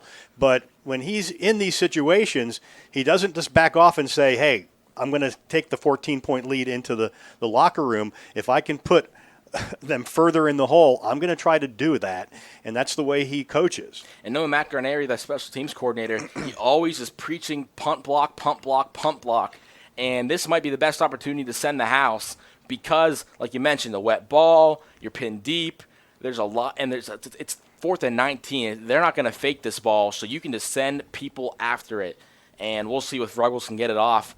And we'll see how everything exchange and the punt. We'll see how it goes. And if you're DC Farrell, you got to be careful. If you've got people grinding down on you, maybe you just let it hit and try not to have a problem with a muffed catch. They are sending pressure and nearly blocked. They're not going to throw a flag. It bounces around the 44 and keeps bouncing forward. Vinny Fecco had to salsa his way out of the way, and Ruggles, if I were him, I would have tried selling that a little more. He got undercut, not much. It was it's like he was falling over a table or something. But if he would have sold that a little more, he might have got a call. But it probably wouldn't have meant anything more than running into. I mean, that was from here. It would look like it was just inches from being blocked. And it probably was, which is usually how those things go. As Ursuline, though, on the flip side, exactly 3:30 left, up 14-0. And so here's I wouldn't be surprised if Reardon tries to go for a big play here. I mean, that's what he was doing the last time. I do think he wants to get some time off the clock. He doesn't want to give them the ball back. But, the Falcons have had a little trouble defending the deeper ball. As Patterson swung forward and he somersaults for a yard. Yeah. He got thrown forward after it would have been a loss of about 2 yards. Instead, he gets 1, and it's going to be 2nd and 9. Ursuline trying to speed this up just a tad bit, but also I mean, if you're Coach Reardon, I feel like he probably wants to leave some time on the clock. Make Tate throw the ball in the rain. And that's Rocco DeFlorio again, playing in the middle of the linebacking core, making the good pursuit. And that's a 4-yard run. And a little fun fact there, his brother Eddie DeFlorio played at Ursuline for a year, and he played the first drive of his season as starting quarterback before the next drive being replaced by Brady Shannon, who we all know how that story ends. Brady Shannon being one of the best players in Ursuline history across all sports. And right there, you said DeFlorio with a nice tackle. As in the very next play, Ursuline responds with another big run, and they get a few yards to make it 3rd and medium. A little pressure coming. That was Crone blitzing. Farrell looking to keep it, and he's going to have nowhere to go. He plunges forward. He maybe got a couple, and it's going to be 4th and about 1 or 2. So Farrell just taking what the defense gave him there, and a couple of Falcons injured. And that's DeFlorio, but I think he's going to get back up. He's a tough kid. Yeah, he just got a little banged up on the play, but he's going to have to come off, I think, because they came out to see him. And and probably, I'm not sure if just him or if both him and Lucas Jones, another senior lineman, because they both were down. They blew the play dead for both of them, so maybe they both have to come off. Well, I think right now we've got a timeout on the field, which negates that. Which I think I didn't see who they took it away from. I'm trying to look at the scoreboard to see where the timeouts are, but they haven't taken it from someone yet. I would imagine that the Falcons called that one because now they can get both of those players back out on the field. And they preserve time if they got to stop on 4th and 1. And they are going to send the defense back out there with that Ursuline offense in 4th and 2 officially. And now we'll see what they want to do. And another run up the middle, or are they going to try something different? And another run up the middle. Baylog gets stuffed, and he might have got a yard, but that's it. And that's another turnover on downs. And I know Ursuline wants to establish the inside run game, and they go 3 straight runs up the middle on 4th and short, but that hasn't worked. No, they've just the Falcons have been just stuffing that middle on that 4th and short, really daring the Irish to beat them maybe wide. Right. And they're handing that ball off, and in those situations maybe you got to take the ball back if you're DC Farrell, and you got to try to go off tackle a little bit, and if he's given that option to do that. And this sets up things later in the game for Austintown Fitch, knowing that if it's another 4th and short in a clutch moment, there's no way Ursuline runs it up the middle for a 4th straight time, so you kind of maybe leave a light up the middle. Here's Tate back on the field. Last drive stalled out. They're going to run it with Higgs. Higgs stutter steps, tries to get back to the line of scrimmage. I think he probably lost about half a yard. He didn't gain any yards, and it's going to be 2nd down and 10. And this is where, if you're Fitch, you don't rush a play. You try maybe a quick pass here, and if you get a big play, then you start moving. But you got to imagine Coach Reardon calls a timeout if they get a stop here on 2nd and 10 to make it 3rd down. Yeah, they're taking every bit of time that they can now getting the play in. 15 seconds, and they're not even in the huddle yet. As one of the receivers didn't even hit the huddle because he had the running back relay the call to him. There's 5 on the play clock. Tate, well aware of that. With a second left, they hand it off. He preferred Tate, actually. Tate's got some room, and he's going to be pushed out of bounds around the 48. A good keeper, as that's the first time he's pulled it all game, and that was a big moment for him to do that, as they're going to mark it at the 48, and they're going to move the chains. It was almost like a bootleg. It wasn't exactly a bootleg, but everybody just pushed left, and he just kept the ball, and he didn't have any blockers in front of him, so it was him and the defenders. And right there, this kind of changes the drive thought process for Coach Parker. Now near midfield, clock stopped. You have 2 timeouts left and 1:19 remaining in the half to try to get some kind of points here. They'll even take a field goal at this point.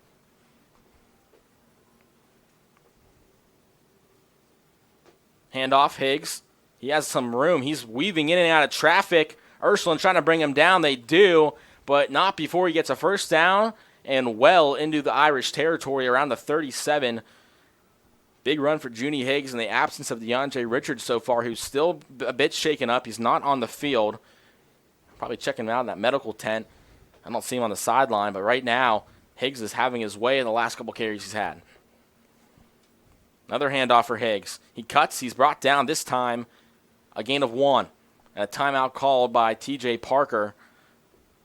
And now this is where you have to throw the ball because I'm sure they're, okay, if we can run the ball for 10 more yards, we can send Ruggles out there at the end of the half and not have to force the ball and try, and turn the ball over. But you've got to at least make some attempt, you'd think, to push the ball down the field here. Well, we're going to see what, this has been an impressive drive. Change of pace running back, actually, is what you have going on. And the offensive line is able to open up some holes that they haven't been able to open up before. So it'll, with less than a minute left, the question becomes, what do? They've reeled off some big runs, but do you rely on that? And it's going to keep the clock moving if you do that. And we have a big injury update for the Falcons. Braden Bryant on the sideline was limping off, was not able to put weight on one of his legs, and he was going into the medical tent, so hopefully he's okay. But that's the only threat that Fitch has on the outside that can go up and grab a jump ball over someone. He's 6'2". The rest of the receivers that are getting significant playing time are all sub 6 foot. And with that Ursuline secondary that has a 6'3 Taylor, a 6'1 Liaison, Davis who stands at around 5'11", there's not much you can do when you're trying to push the ball down the field vertically, especially if this score holds up through the next quarter and a half or so. You're going to have to keep throwing the ball. So have Porch out there along with Travion Davis, Higgs, and, of course, Devonzo Tate. Little option, little quick pass to Evans. Evans is undercut and brought down, and the flag comes out. I'm not sure who it's on because they called on Ursuline. It must have been some kind of hands to the face. They call roughing the passer, but did Tate even fall to the ground is my question. You couldn't have roughed him that much. I'm not sure what it was. And it could have been something in the face, which would have been roughing the passer as well. Because Tate threw the ball like a little RPO, which we saw in that 4th down play earlier. But, I mean, he didn't get hit too hard. It must have been something up towards the head or neck area, which it could be a slap on the helmet, which is a roughing the passer, as we've seen in games. And don't get me started on that call. Well, it's unfortunate that, for the Irish that happened because they basically had it defended well, and that roughing had absolutely nothing to do with stopping that play. And it brought up another 3rd and long. It would have been 3rd and about 11 or 12. And now instead it's 1st and 10 on the fringe of the red zone. Handoff, Higgs, wrapped up. And Coach Parker calling another timeout. So 35 seconds, 34 on the clock here in the first half. Ursuline up 14-0. We'll keep it here with this timeout. And do you think he's just trying to give some more room for Ruggles to kick a field goal? Because he certainly has a leg. Yeah, I mean, he had a long one before, and he had the distance. He just hit the upright. And so he certainly has the leg, but I think they're thinking touchdown here. They want to get 7 points on the board. Again, as you mentioned, they're going to get the ball at the beginning of the second half, and not getting the points here would not be as big of a swing as if Ursuline were going to get the ball and potentially score. But you're going to have to be careful here because now you're out of timeouts. Right. And I get running the ball because you have a timeout, but now you got to throw it. Yeah, I mean, you have no question but to try to get the ball to the sidelines and to get the ball to one of your wide receivers, which is something that they don't do that much. And we're going to see how well they execute it. And they might even decide here, well, it's tough. With 2nd down, I don't know if you take a shot for the end zone. We'll see what they do. They're under center this time, so Ursuline, I'm sure you can tell their secondary is already getting ready for a bootleg kind of action. Evans goes in motion. Pitch play. Evans looking to throw, and he throws it out of bounds, and that was well defended by Ursuline because there was Iluano in the near the corner of the end zone, the front pylon, and Evans was looking to throw, but Ursuline had that well defended. Yeah, there was nothing there whatsoever. They were hoping to catch the Irish defense off guard, but they didn't do that at all. They had so two defenders. he just had to throw it away, which was a smart decision. You don't want to try to force anything in. There actually was no place to force it. And you certainly don't want to try to run it because you're 7 yards behind the line of scrimmage with defenders converging and the clock rolling.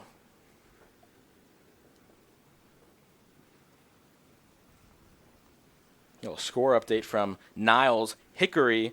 Made the trip to Niles McKinley, which is a first I've heard of 28-0 Hornets after the first half, and they're going to call a penalty on Austintown Fitch. It's just a 5-yard penalty, so it isn't a personal foul. It might have been an ineligible man downfield. Maybe the Fitch offensive linemen didn't all get the memo that it was going to be a trick play, and they thought Evans was going to run it. Yeah, we're not getting a clear, not always getting a clear indication as to what the penalties are. That's Trenton Cicerelli, the lineman, number 71. He kind of threw his hands up like, what happened? It might have been him who was ineligible downfield. Devonzo Tate looking to throw. He's hit as he's throwing in. Out of bounds goes Evans. As you saw the defender right there, and John Frangos, he ran into him and he threw his arms back, not trying to get a push and get another roughing the passer call.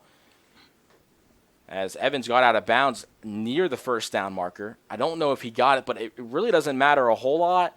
It is 4th down and 1, because if you're Fitch, even if you get the first down here, which they're sending their kicker out. They're sending the kicker out, because even if you get the first down here, you got to get up to the ball, spike it, and you don't have enough time to run another play and get your guy lined up to the hash he likes. But they're going to try getting some points on the board with Ruggles. It's going to be from about 32 yards out, so 10 yards shorter than the last time. It's officially going to be 30. Now 31, because the holder moves back. And the rain and the flag on the play. Delay of game. Delay of game on Austintown Fitch. And you can see Coach Reardon jumping up and down, metaphorically, of course, on the sideline, trying to signal to the officials it's a delay of game, and they were on it, and now that backs up Ruggles 5 more yards. I mean, he's got the leg to do it, but whenever you tack 5 extra yards onto a field goal attempt, it causes issues. So changes the mentality a little bit too. Yeah, now you're looking at a 36-yard attempt. 35, 36. Well, they're going to put the ball down on the 25, so it's going to be a 35-yard attempt, still within his range, but with the rain, it's a little tougher. Ursuline probably going to send some pressure, try to get a block. Snap is up. Kick is up, and that might be pushed wide right, and it is. Wow. And that's no good. It had the distance again, but this time was even more wide to the right as Ruggles from that hash, you try to overcompensate when you're on the left hash. And even though the extra point holder, from my experience, will hold it at an angle, so it's more of a straight-on kick than it looks, it's still not an easy one, especially in the wind and the rain. And I'm looking at some of the players for Austintown coming off the field, and they're just a couple of them are just like shaking their head and holding their heads down because they had an opportunity to score twice with field goals, and both of them they have missed. And they really did a nice job of moving the ball down the field to get themselves into a position where they could score. And you're sitting here now, and you're still looking. You haven't scored anything yet, and you're down 14-0, and so it's a little demoralizing. It's going to be their job to get themselves back into this when they get into the locker room and come out for the second half. Ursuline looking to run. Baylog up the middle of flag, though. He's still on his feet. Excuse me, this is Patterson. He's down the sideline. Patterson with one man to beat, he will, but it's likely going to get called back. A flag on the pre-snap motion. And Ursuline, they don't even realize that the flag was thrown. Yep. And it's going to be on Ursuline, a legal motion, and that's a killer. I mean, my thought process when he broke through that first hole before the flag is now they might try pushing it with maybe a pass in the opponent territory, but that basically ends the half. Yeah. And Patterson did a good job of weaving in and out of traffic. I thought he was going to be cut down after 20 yards, and he kept running. That's a nice little workout for Quez because he's going to go back into the locker room, get a bottle of Gatorade or water, and try to catch his breath because that's basically the end of the half. Call the play again. Call it again, see if it could. Sometimes it's like, let's call the same thing again. You get the defense thinking they're not possibly going to try the same thing.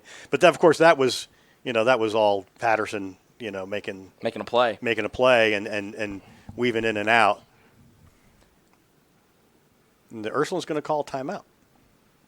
Maybe a little hook and ladder. You never put it past Dan Reardon. And with 4 seconds left, I mean, it's a 14-0 ball game, but Ursuline's defense has played real well. There's been either complete dominance on a drive or they've bended, but they didn't break. Right. And either way, that's success for a team. They forced 2 field goal attempts. Ruggles has missed both.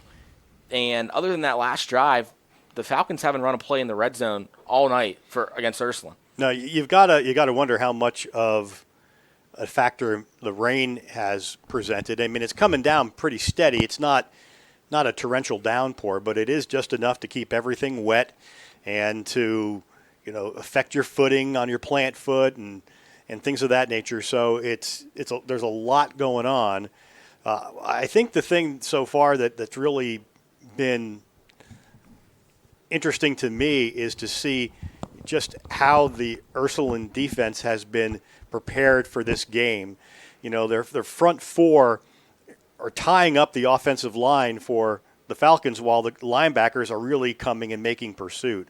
And Farrell going to hand it off to Patterson. Patterson running for the sideline, and he's going to be knocked out of bounds, so a little stat padding to end the half.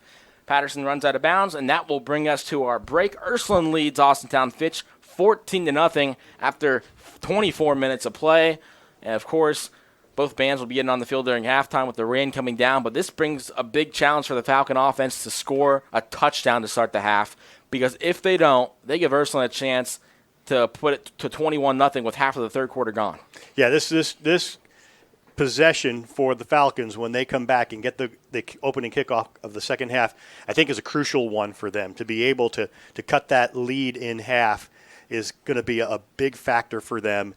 And that's everything in the locker room, I think, is going to be geared toward how do we do that and make this a tighter game. And we'll see if they script something together and get their best plays out there, because they desperately need something on offense.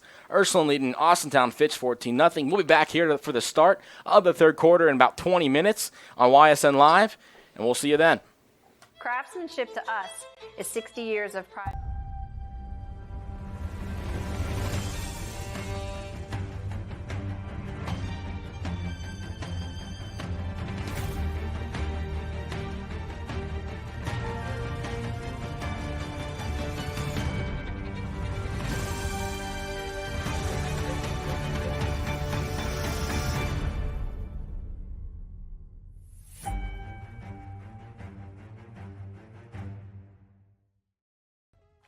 Hi, this is Zell Bush. Hi, this is Tom Clint.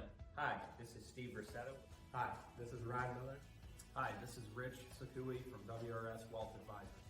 With our combined 80 years of experience, WRS Wealth Advisors are the area's premier wealth and retirement specialists. Call 330-965-0370 to learn more about our individual and corporate financial planning services. Or visit WRSwealth.com. Go Raiders. Go Dogs. Go Cats. Go Dogs. Go Tigers.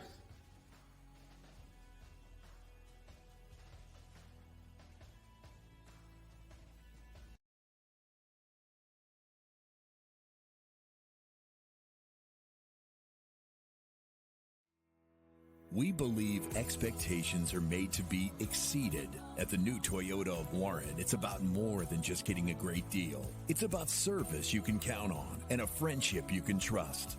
Year after year, we've done what we do best. We've gone the extra mile so you could too. Because we know it's just not about buying a new car. It's the start of a new adventure. Toyota of Warren, driven by you. Some families you're born with. Then there's the family that you choose. Over the years, we've been blessed to have our family grow. No, we're not all related at Myers Family Insurance, but when you surround yourself with good people, it sure seems that way. Our goal is for you to feel that way whenever you meet someone from our team. At Myers Family Insurance, it's not just about helping you with your Medicare and retirement needs, it's about making you feel welcome to the family. For all your Medicare needs, call Myers Family Insurance. What can you do on over 5,000 acres?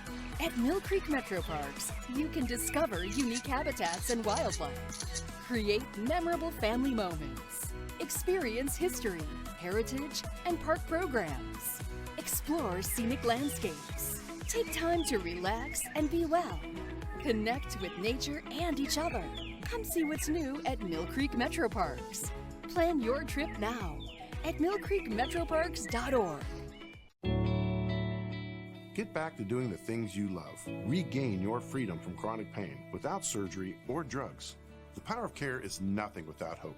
And and our chiropractic services were created with true healing in mind. Find your hope at Meridian Healthcare. At Joe Dickey Electric, no job is too big or too small. We do it all. We power the plants that help bring us together, the businesses that help our community thrive, and the home that you've been dreaming of. We'll even install a light bulb for you. With over 65 years of commercial, industrial, residential, and 24/7 emergency services, you can trust the experts at Joe Dickey Electric because we are everything electrical.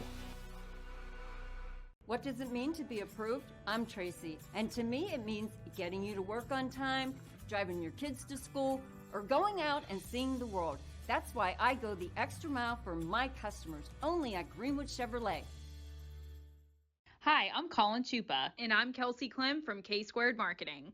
Our boutique marketing firm specializes in media planning and buying, public relations, event marketing strategies, and strategic sponsorships. We can integrate our services with your existing game plan, or we can be your entire marketing team. Your goals, our game plan. Let's win together. Call K-Squared Marketing at 330-623-2730 or visit ksquared.marketing to learn more.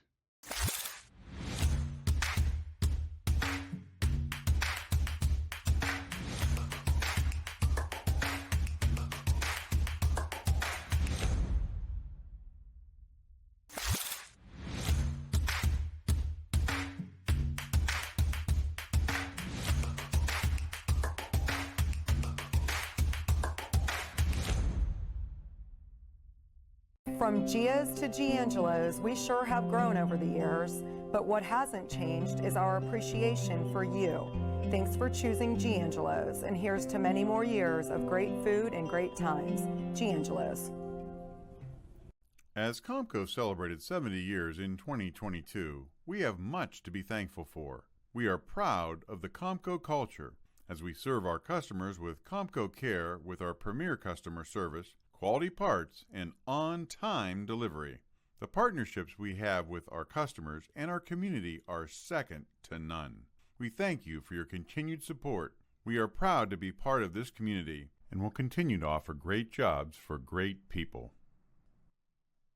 No matter what time of year, it's always a great time to shop at Sheely's. Create the perfect home with a full lineup of appliances from Whirlpool. From stocking your fridge to cooking for family and friends and even cleaning up afterwards, Whirlpool offers solutions for any occasion. Whatever life brings, these washer and dryer pairs help keep laundry under control.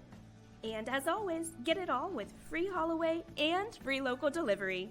Sheely's, the best things in life happen at home.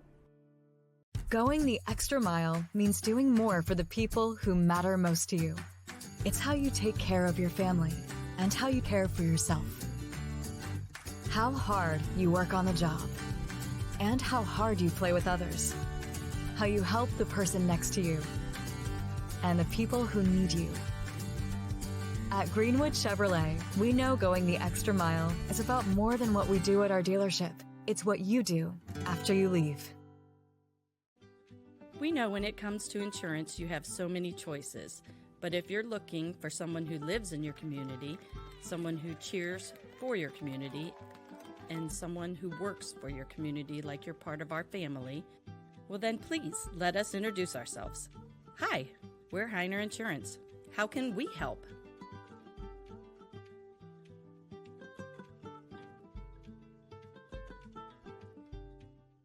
We sell taste one bite at a time. At Valeria, bite into a taste sensation. Bite into a taste delight. Good food and fun and combination. One bite at a time till it's out of sight. We sell taste one bite at a time. At Valeria. But now you can see every school, to the smallest school, to the intermediate schools, to the schools in the outlying areas. It gives you coverage that you could just never get to before. It's something that's great to experience, and it's opened up a whole new wave of sports viewership. The possibilities are endless here at YSN. Push the envelope every day. Try something new. If it works, great. If it doesn't, Well, let's try another angle, and we just keep moving forward. My name is Mike Ackelson, and my sports network is your sports network. Welcome to Mill Creek Indoor Player Development Center, where passion meets precision. Experience state-of-the-art technology with 3 TrackMan fitting bays, ensuring your clubs are perfectly tailored to your game. From fun games for the whole family to expert lessons and clinics, there's something for everyone. Our authorized Callaway Club Fitting Center ensures you're equipped with the best. Book online or call our golf shop to reserve your spot today. Mill Creek Indoor Player Development Center. Elevate your game, rain or shine. Hope looks different for everyone. It's a doctor who takes the time to understand. It's a listening ear when you need one most. The power of care is nothing without hope. And every service we offer is created with true healing in mind. Find your hope at Meridian. Hi, I'm Carly Alfano. And I'm Ryan Miller.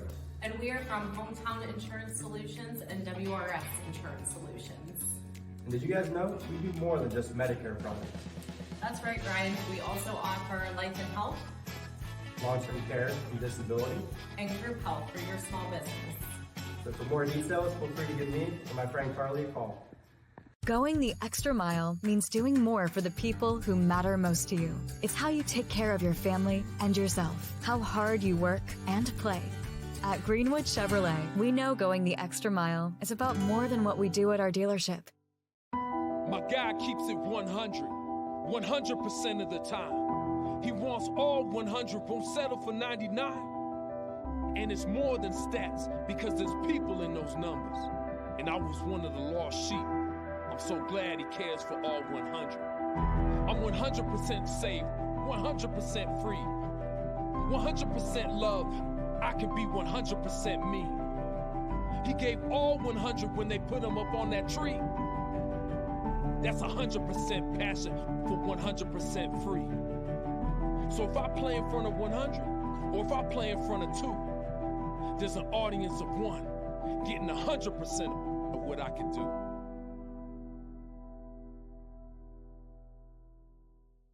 How did things ever get so far with your high heating bills? You should have come to me. And if you had come to me, I could have told you to call Michael at MP Vivo Heating and Air Conditioning. Michael is one of my trusted friends, and he will now be one of your friends. MP Vivo will take care of everything with a 96% high-efficiency furnace from Rude. Call MP Vivo for a free estimate at 330-259-0486 and let them take care of your situation. At Joe Dickey Electric, no job is too big or too small. With over 65 years of commercial, industrial, residential, and 24/7 emergency services, you can trust the experts at Joe Dickey Electric, because we are everything electrical. What does it mean to be approved? I'm Tracy from Greenwood Chevrolet, and to me, it means more than getting you the right vehicle with the right financing. It means getting you to work on time, driving your kids to school, or going out and seeing the world. That's why I go the extra mile for my customers with the inventory and financing options customized to them. Come and see me so I can get you approved and out on the road. Only at Greenwood Chevrolet. We know when it comes to insurance, you have so many choices. But if you're looking for someone who lives in your community, someone who cheers for your community, well then please let us introduce ourselves. Hi, we're Heiner Insurance. How can we help?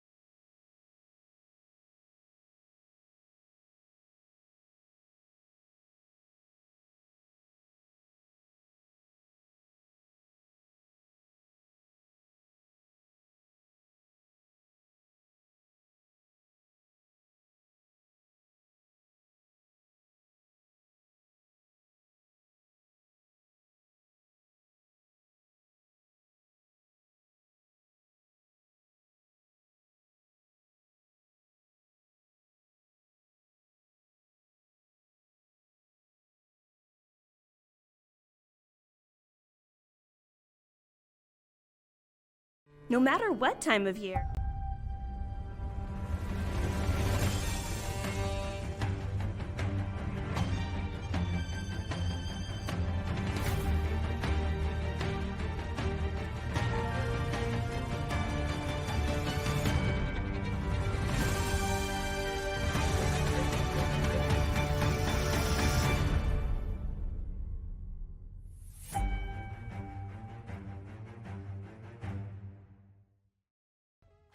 Hi, this is Zell Bush. Hi, this is Tom Clint.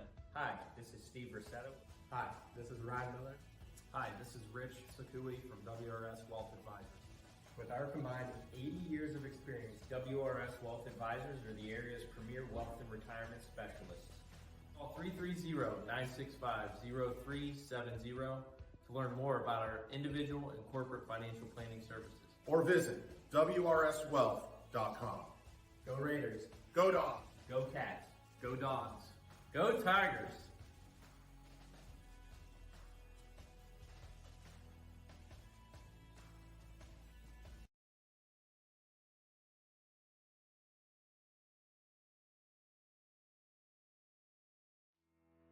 We believe expectations are made to be exceeded. At the new Toyota of Warren, it's about more than just getting a great deal. It's about service you can count on and a friendship you can trust. Year after year, we've done what we do best. We've gone the extra mile so you could too. Because we know it's just not about buying a new car. It's the start of a new adventure. Toyota of Warren, driven by you. Some families you're born with. Then there's the family that you choose. Over the years, we've been blessed to have our family grow. No, we're not all related at Myers Family Insurance, but when you surround yourself with good people, it sure seems that way. Our goal is for you to feel that way whenever you meet someone from our team. At Myers Family Insurance, it's not just about helping you with your Medicare and retirement needs, it's about making you feel welcome to the family. For all your Medicare needs, call Myers Family Insurance. What can you do on over 5,000 acres? At Mill Creek Metro Parks, you can discover unique habitats and wildlife, create memorable family moments, experience history, heritage, and park programs, explore scenic landscapes, take time to relax and be well, connect with nature and each other. Come see what's new at Mill Creek Metro Parks. Plan your trip now at millcreekmetroparks.org. Get back to doing the things you love.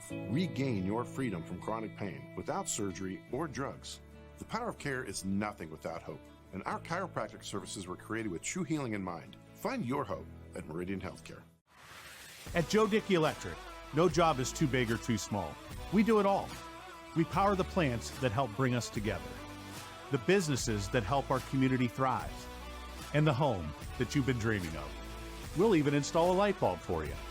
With over 65 years of commercial, industrial, residential, and 24/7 emergency services, you can trust the experts at Joe Dickey Electric because we are everything electrical.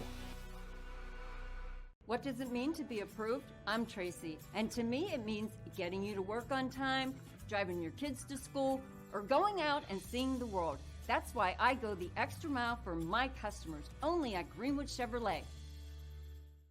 Hi, I'm Colin Chupa. And I'm Kelsey Clem from K-Squared Marketing. Our boutique marketing firm specializes in media planning and buying, public relations, event marketing strategies, and strategic sponsorships. We can integrate our services with your existing game plan, or we can be your entire marketing team.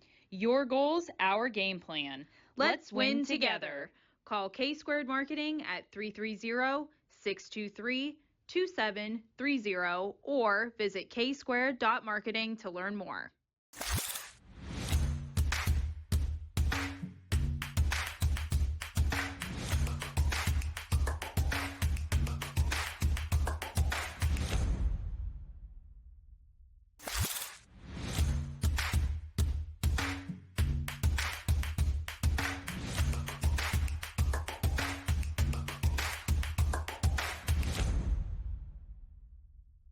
From Gia's to Giangelo's, we sure have grown over the years, but what hasn't changed is our appreciation for you. Thanks for choosing Giangelo's, and here's to many more years of great food and great times. Giangelo's. As Comco celebrated 70 years in 2022, we have much to be thankful for. We are proud of the Comco culture as we serve our customers with Comco Care with our premier customer service, quality parts, and on-time delivery. The partnerships we have with our customers and our community are second to none. We thank you for your continued support. We are proud to be part of this community and will continue to offer great jobs for great people. No matter what time of year, it's always a great time to shop at Sheely's. Create the perfect home with a full lineup of appliances from Whirlpool. From stocking your fridge to cooking for family and friends and even cleaning up afterwards, Whirlpool offers solutions for any occasion. Whatever life brings, these washer and dryer pairs help keep laundry under control. And as always, get it all with free haul away and free local delivery. Sheely's, the best things in life happen at home. Going the extra mile means doing more for the people who matter most to you. It's how you take care of your family and how you care for yourself. How hard you work on the job and how hard you play with others. How you help the person next to you and the people who need you. At Greenwood Chevrolet, we know going the extra mile is about more than what we do at our dealership. It's what you do after you leave. We know when it comes to insurance, you have so many choices. But if you're looking for someone who lives in your community, someone who cheers for your community, and someone who works for your community like you're part of our family, well then please let us introduce ourselves. Hi, we're Heiner Insurance. How can we help?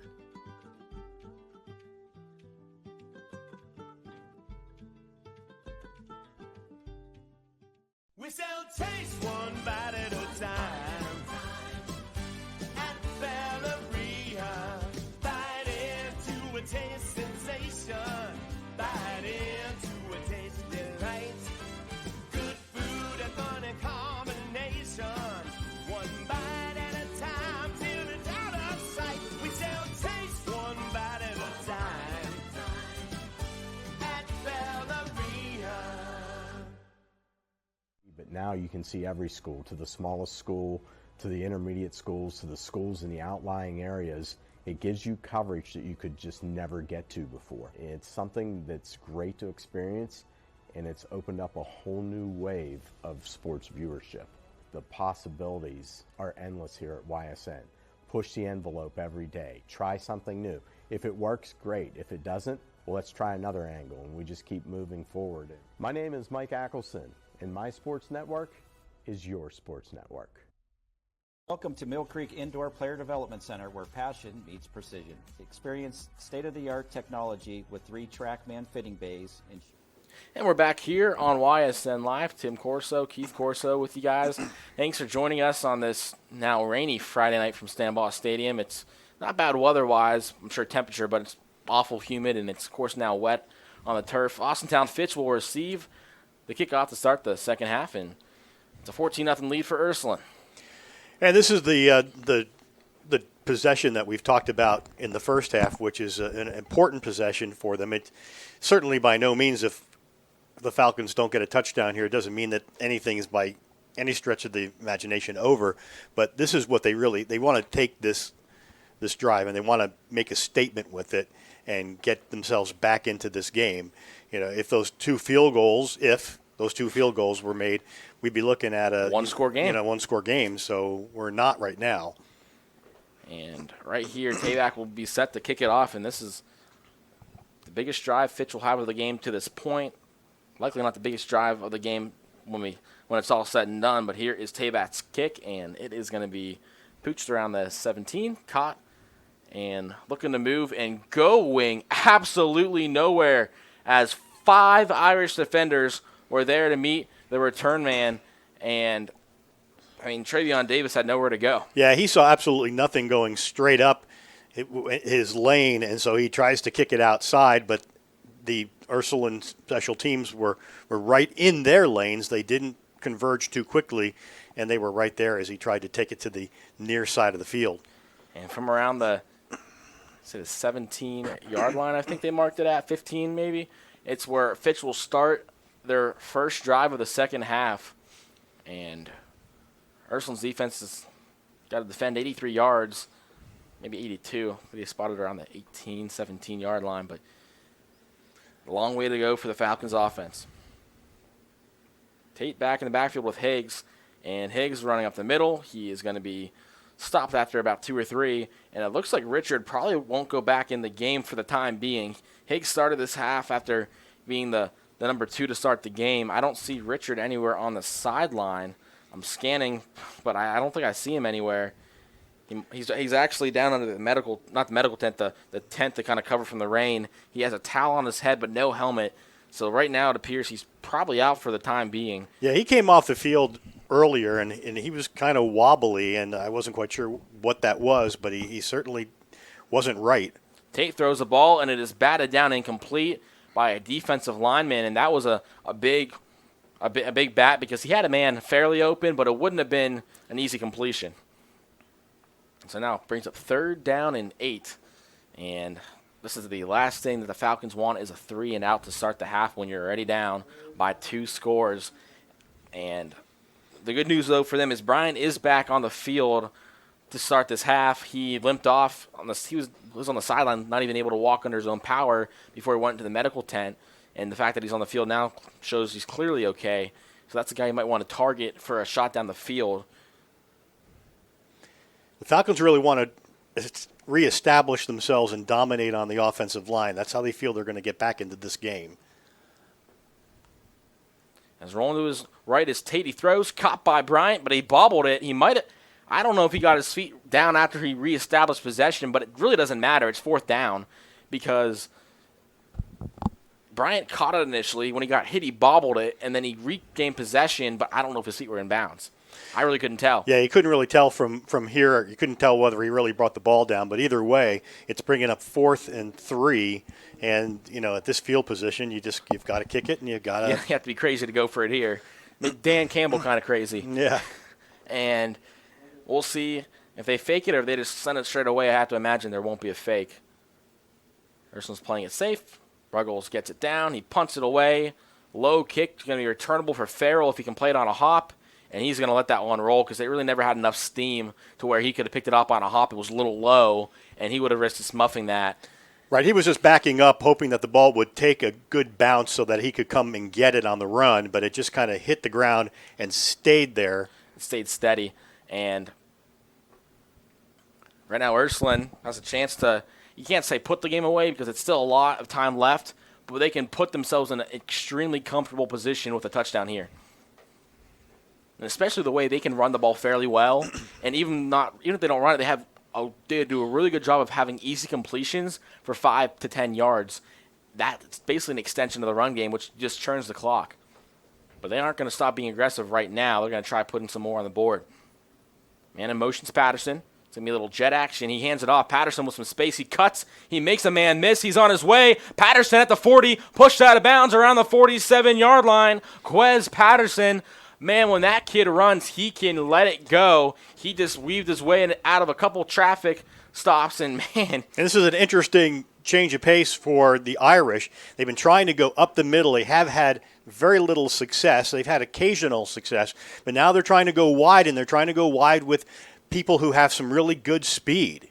As Farrell's looking to throw, he steps up in the pocket. He's making a couple men miss. He's dragged down from behind, wanted a horse collar, but I'm not sure the defender got under the collar. He might have got from the top of the jersey because there was no flag at all. Farrell got about 6-7 yards on that scramble, and that brings up 2nd down and short as Ursuline moving at a NASCAR speed. Almost a botched handoff. Baylog pushes forward, and he has the 1st down at the 40. Yeah, that was a pretty tough situation because you had the ball up in the air a little bit, and he was able to get a hold of it on the handoff, and it's in the rain. It could have been a problem, but he wrangled it in. Patterson in motion again. Keeper for Farrell drew the defense in. He cuts through a couple of defenders, and he makes a nice move to get near the 1st down marker. and the Fitch defensive linemen they knew they'd been on the wrong decision. Yeah, that was good vision on Farrell, because he saw that the Fitch defense was keyed on Patterson, and he kept the ball himself. Here's Baylock. He goes to the outside. He's got a couple of receivers blocking. He has some space, and he's going to be run out of bounds around the 19, and he is brought down. They want a flag because another Fitch defender came in there and laid the lumber, so to speak, but they didn't throw anything. And Ursuline keep churning that offense. They're going real fast, and that's the way Coach Ridden likes to do against a very unrested defense. And they're kicking it outside now. They knew they hadn't had a lot of success inside. Now they're trying to go, to the sidelines. Bubble pass liaison, catches it, pushes his blocker in the back to go forward. He gets near the first down marker, and he's going to be stopped short around the 12-yard line. They give it to him around the 11. It's going to be second and a matter of a couple yards.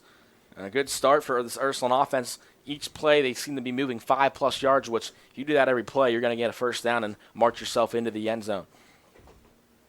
Farrell, handoff, Baylog up the middle, wrapped up. He gets about 2 or 3.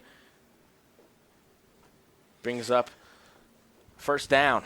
And you obviously want to continue to try to do some stuff up the middle. It keeps the defense honest, so they can't just keep trying to play things wide. So now if you see things get kicked out wide, it's set up by that push up the middle. They're certainly balanced with 2 receivers on each side. Farrell scrambling. Farrell has some blockers, and Farrell's out of bounds at the 1. He almost – a very similar play to that Harding game last week where he bounced to the outside when he was looking to throw. He had a lot of space. He just couldn't quite get in the end zone. Yeah, I thought he had a lane, possibly if he brought it inside. But either way, they're in scoring distance here. 2nd and 1 from the 1. Handoff up the middle. Baylog. Does he get in? The official signals down about the 1/8 yard line. He lunged, and I think his knee might have just got down before the ball broke the plane. But now, if you're Ursuline, you just bring your strongest guys in and push the quarterback into the end zone. It's not even a yard to go. I think is the one thing you do worry about under center anyway is a botched exchange plus with the rain as they go in shotgun with 4 receivers, 2 on each side. Farrell with the keeper, rolling it outside, and he is going to break for the end zone, and he is in untouched basically.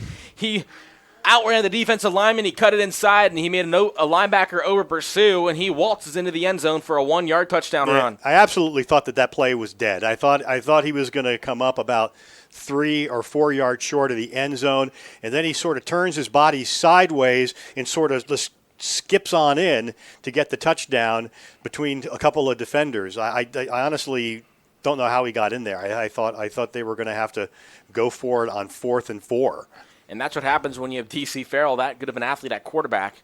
And now Tabak on for the extra point to make it 21-0. Snap down, kick up, and it is good. 21-0. The Irish rolling over Fitch at the moment. We'll be right back here on YSN. 8:19 left to go in the third on your sports network. You're not waiting to see what the world has in store for you. It's more about what you have in store for the world. All you need is the opportunity. All you need are the resources of a large university and the advantages of a personalized academic setting where you can experience new worlds in the arts and sciences, business, and education, and make them your own. We are where you shape your future. We are Youngstown State University, and proud.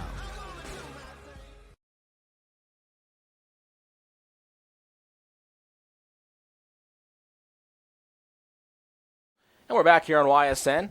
Ursuline up 21-0. And Tabak's going to be set to kick it off. That was just a statement drive, as you said, to start the second half for Ursuline.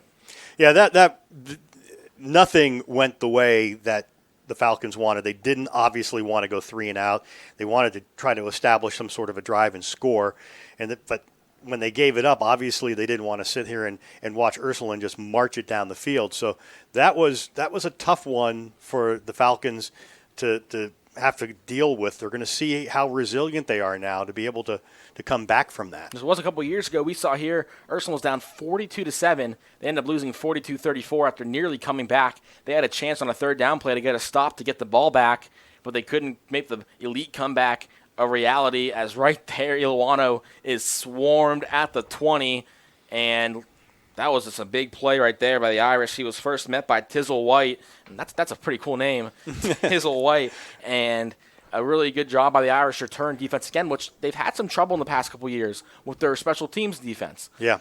And this year it's been pretty sound, pretty solid, and especially against a team when you're up 21-0, touchdowns from the special teams unit are so unavoidable that you can't have that happen, and they're holding serve right now. Yeah, you certainly don't want to give up big returns and put a team in good field position. So far tonight, the Irish have been able to, on punts and kickoffs, limit the yardage and return yardage for the Falcons. As right now, Tate with Higgs still back in the backfield there, and they're in a real tight formation. Of course, only two receivers to the top of your screen. And this Falcons team looking to throw. Tate's got nowhere to go. He loses 5 yards. He was rolling out. I think it was a designed play action run or something like that because there was no receiver to that side. No, the fullback didn't even go that way. It looked broken from the very beginning. He went to his right, and whatever he was looking for wasn't there. And so he was just trying to make the most out of something. It did look like it was a broken play. Maybe a run. I don't know. Because if it was a broken play, he probably had to go to the other side where the two receivers were because he had Higgs and his big fullback in there blocking for him, but he had nowhere to go because Ursuline just swarmed to the football. The Falcons had some success when they brought the quarterback under center and did a lot of different sorts of motion, and I wonder if they're ever going to try to get back to that to see what happens. It's just tough because you're down 21-0. Right. Tate looking to throw, and it's batted down by Drake Campbell. Have yourself a day, young man. He has been all over the field, and that might have been a 2-yard gain, but instead it's an incomplete pass. And I talked with him earlier on the Golden Dawn in the show, and, he's been playing at Ursuline for this is his 3rd year, and he's worked his way up from a JV starter to now a varsity starter. And I mean, those are plays that his brother Luke Campbell made a few years ago when he was a starting defensive lineman for an Ursuline team that was regional runner-up. It's just those are plays that will win you a game. And this is something that you're seeing is that as the passes are coming out, they're getting their arms up, which is always something that their defenders are told to do. But you don't always see that at this level. They're really trying to get the sack. As Tate's looking to throw. Throws it down the field for Bryant. He overthrew him a little bit, and that's nearly picked off. It is. It's picked off by Liaison. He threw into triple coverage. Jaikees Liaison looking for green grass. He cuts it inside, and he's thrown down at the 18-yard line. And a big play for Ursuline's defense. Yeah, I mean, it was an ill-advised throw. There was one receiver in the midst of 3 different defenders, and the ball easily could have come down and could have easily been incomplete, but they just stuck with it. That was you're trying to get back in the game. You're hoping for the big play that's going to pick you up some big yardage, but there were just too many people there to be able to defend that. And I meant to say before that big pass play about the Drake Campbell deflection, that he's a linebacker. He's not even a defensive end. Right. That's even more impressive that you were blitzing and you still had the smarts to just put your hands up when that's normally not what you're taught because you don't play defensive line. Right. The defensive linemen are taught to make progress into the backfield to tie up the offensive lineman, but to keep your head up so that you can see when the quarterback's going to throw, so you can get your arms up. And you're right. He's coming in on the rush, and he's able to make those plays and get those arms up and deflect those passes. And right now, Ursuline has the ball in the red zone to start their next offensive drive. I think Dan Rudin will take that 10 times out of 10. As Farrell looking to keep it on the run. He's still on his feet. He's dragged down. He might have got a yard. And this is a Fitch team that is in danger of going down 28-0. And keep in mind, they are averaging 34 points a game while holding opponents to 7.8. They're outscoring them by almost 30 points a game as there's an injured Falcon. And hopefully he's okay. But this Fitch team, they just haven't had it tonight. And when you have that big differential and you're in Division II, you're taking on some solid teams, you're 5-0, you don't expect this one bit. Yeah, and I don't know. Maybe it's just because we see Ursuline really in a dominating situation right now. Maybe that's but the body language on the Falcons players just doesn't look all that good. It's they're coming off with their really slow off the field for the timeouts. They got their hands on their hips. They're kind of shaking their heads, and something's got to happen to get them emotionally back into this game. And so for them, a stop here is a big thing that they need, and being able to stop the Irish on 1st and 10 and keep it to 2nd and 10 is a good start to that. This is a defensive stand that they really need. And while Ursuline does have better kickers this year than in way years past, the past few years they've had really good kickers, but they've got some people who can put some points on. They've got to stop them here. Even a field goal would still be a win for Ursuline, a 4-score game. Yeah. Well, it's technically 3 if you get a 2-point conversion every time. If Farrell looks for the end zone, he takes a shot over the middle, and that was nearly picked off. And I think right there he thought that the defender, Holloway, was going to go with his receiver. Instead, because Holloway, he was on the receiver's back initially, he kind of cut inside, and that was a play that the Falcons needed. Yeah, that was his ball for the taking at that particular point in time. I don't think he expected it to be there, and so that's part of the reason why he didn't bring it in, but it was like right in his number, and they're going to hope that this isn't something that comes back on him right here. 3rd and 10, Farrell looking to throw, pass. It's going to be caught at the 6th. Maybe the 7th is where they're going to mark him down. And Jaquez Liaison, I believe, with the catch. And that was just a great comeback route. And that's tough to do because, he had to come back to it. And then he also had to make sure that he didn't drop the ball in the rain. As the ball is now officially at the 7-yard line. Ursuline obviously no rush here to get a playoff. You have the ball 1st and goal. You have probably at least 3 plays, maybe 4 to get the touchdown, and your offense has done very little to be stalled.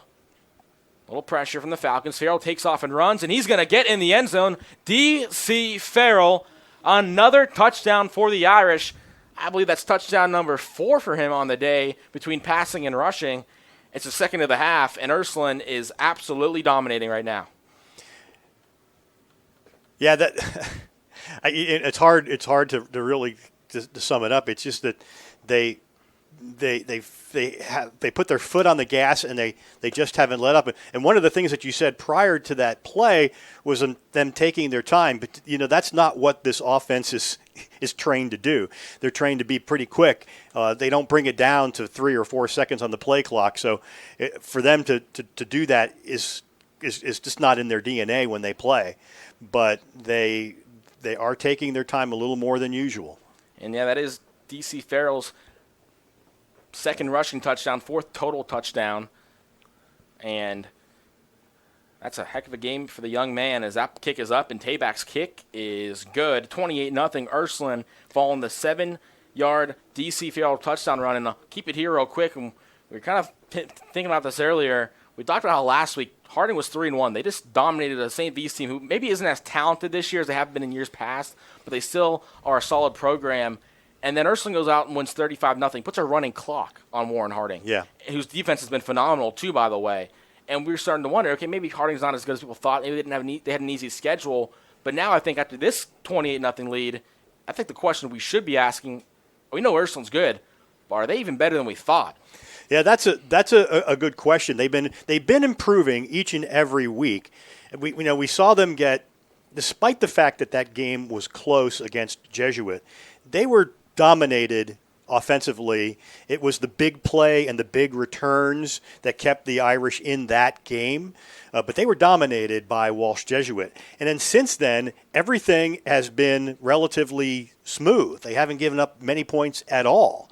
And they've taken care of just about everybody. And here you're looking at a number 12 team in Division II in the state, and you're thinking, okay, they've got some size. This is going to be the test for the Irish. And instead, they've just dominated so far. It's going to take a lot of work for this Falcon team to get themselves back in this game, to get themselves in a position. Some big plays are going to have to happen. And since that 38-point scoring from Walsh Jesuit, the last 4 games and this one, they've given up 15 points. That's a successful recipe. Well, Ursuline onside kick, and they are going to recover it. Ursuline recovers the onside kick, and the Falcons. Wow. They're honestly their return unit. They just kind of watched it. I don't know if you were seeing the same thing I was. They didn't really go after the football. No, I don't think anybody thought that an onside kick was going to happen here. I mean, didn't even enter my mind. No, not even mine. That Dan Reardon would call an onside kick, but this is the kind of thing that he does.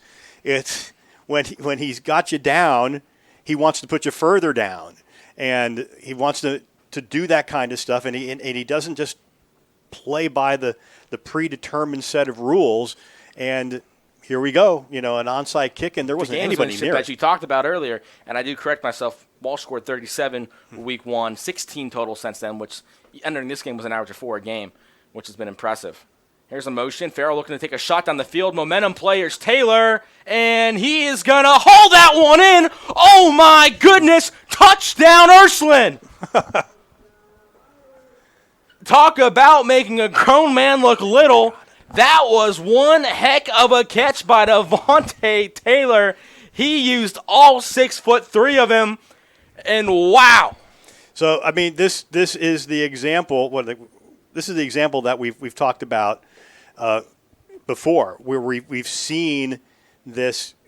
We've seen Dan Reardon's philosophy. It wasn't just enough to do the onside kick and recover it. Let's call a play now that's going to just further drive the stake in. And that was, like you said, momentum play.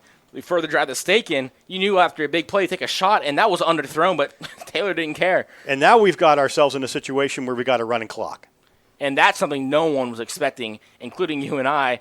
And it's just I don't know how that. I don't know what I'm more surprised that we're at a running clock at this point in the game, or that Taylor caught that football. Yeah, it sounds impressive. Either way, I mean, we're looking at something that I don't want to take anything away from this Irish football team. They have been improving each and every week, and I just don't think anybody, even their hardest fans, thought a 35-0 score would be what we would see at this point in the third.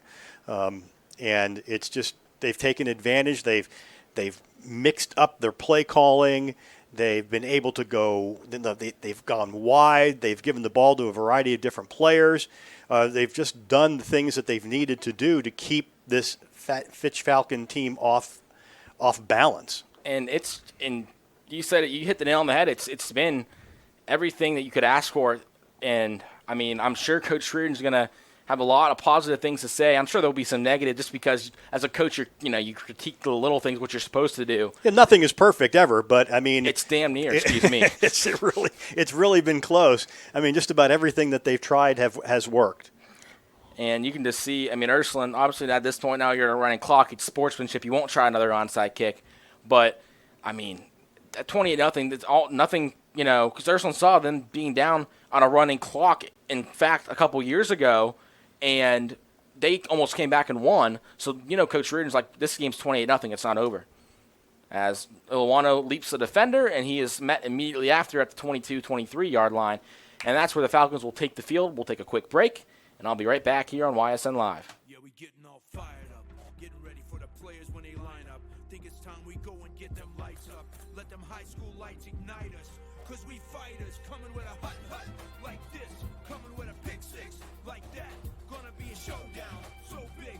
Think it's time for football night to impact. All the scores, the most highlights, the great clips, overtime report, Friday nights on 21 Sports. High school football is everything. And we're back here on YSN. Tim Corso, Keith Corso with the guys. And now a new quarterback in for Austintown Fitch. It's Colin Callagher. He's the backup. He got some playing time in that Euclid game early in the year. He has thrown one touchdown pass on the season, but you can see the reserves are basically in now for Austintown Fitch. While Ursuline still has some starters out there, because they don't want to, probably put those JV guys in there till the fourth with 3:44 and counting, as we are now on a running clock. And you still see a couple starters like John Frangos out there. You see, a reserve who's a special teamer in Tizzle White, but then again, Brown is out there. You see a mix of both. You've got to be careful. I mean, you certainly don't want to to put yourself in a position where you're giving up some easy scores. So you've got to have that balance between some of their starters and some of the new, giving some of these other kids an opportunity to see some playing time. They need that. And, of course, you got Campbell, Rudzik, and Snyder, 3 of the 4 starting defensive linemen out there. As Callagher throws RPO to Evans, he catches it at the 31, and it's going to be about a yard short of the first down and bring up 3rd and 1. And a name that we haven't seen a ton this year, but he's played in some varsity minutes, Rashad Harris, a 6'3", 201-pound sophomore. And he's a receiver defensive back, and clearly on the defensive line, he's a freak athletic player. I mean, he's just got all the athleticism in the world. It starts when you're younger to start to fine-tune that talent. He's a name to look out for in the future, but this is valuable playing time for him and players of his caliber who are younger. Handoff, Higgs has a little space. He has the first down and a few more yards. He's cut down around the 37-yard line, and it's going to be a first down and 10 for the Falcons. That's their first down of the half. Because that's the thing that you're thinking about here is that you just if you're Dan Reardon, you want this clock to just keep running and running and running. You want this game to be over. So you want to keep the pressure on defensively because a score here, a touchdown here, would stop that running clock. And Callagher gets a snap, keeps it himself, looking to throw, takes a shot down the field. That one's going to be just past the receiver. He had him. It wouldn't have been for a touchdown likely, but Isaiah Porch was open. And we thought, and speaking of limiting the possessions, is we didn't talk about this, but that's what that onside kick did. This is Fitch's second possession of the second half at the 3-minute mark. Right. If you are up 21-0 after your first drive of the half, and they only have one possession up to this point, it's unlikely they come back just because you don't have a lot of possessions. No. 1:24 in counting, so about maybe 2 more plays before this quarter ends. Hand off to Higgs. Higgs still on his feet. He has a hole. He's trying to weave around Irish defenders. He does. He gets about 7 yards, a few yards short of the first down marker, and an Irish player seems to be flagged for extracurriculars. I think the offensive lineman flopped a bit. Yeah, he did. He definitely flopped. I mean, but he probably got pushed enough to where he thought that's the second time it. he's flopped. And so, it was a little extra push on the Irish player's part. And he honestly, he might have started it because the saying. But they're talking about this. They don't flag the person who starts it. They flag the person who finishes it. Yeah. That's how it goes in football. So we'll see. It might be on sportsmanlike on both teams. We'll see what they call. They call it just on Ursuline. It's going to be a 15-yard penalty, automatic first down for the Falcons. And it's a pretty long discussion for coming up with unsportsmanlike conduct. If they were going to call it, you'd think they were going to call it. But you could throw a flag for flopping. It's not common. But there are, could. Because that is unsportsmanlike in itself. Yeah. So that's what they'll classify it under. I've seen some punters flagged for that rarely, but they do call it every so often. So they're probably going to get one more playoff before. They're going to have to because the play clocks are going to run down, I think, before the. It will. But Callagher, he's obviously getting some experience, trying to get the sophomore some playing time as he's looking for Evans. He can't find Evans. Evans is moving, and he is sacked by who else? We talked about Harris, and he makes a big sack there.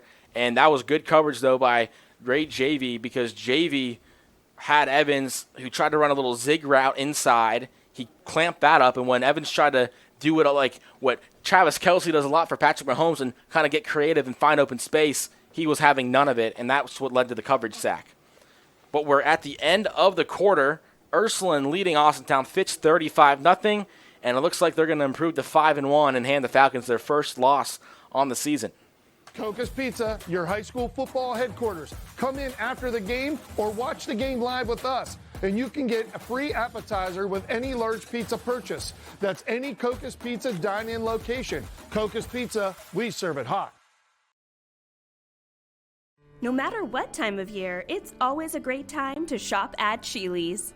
Create the perfect home with a full lineup of appliances from Whirlpool.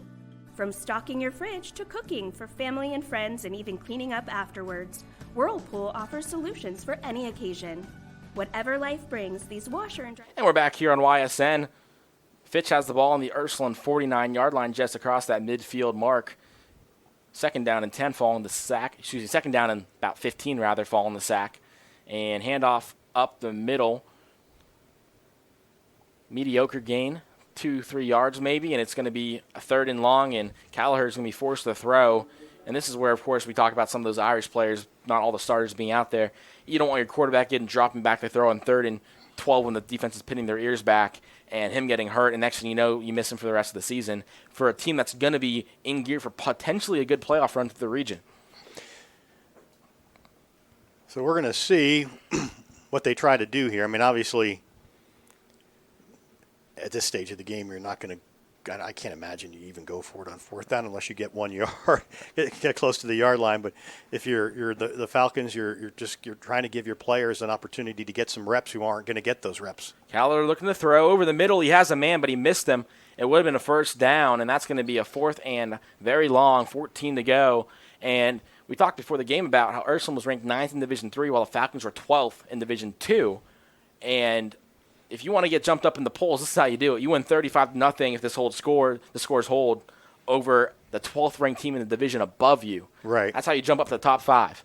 And then, of course, they have the game next week against St. Vincent St. Mary's. Again, a team that's not doing as well as they have in the past. A team that was crushed by Harding a few weeks ago.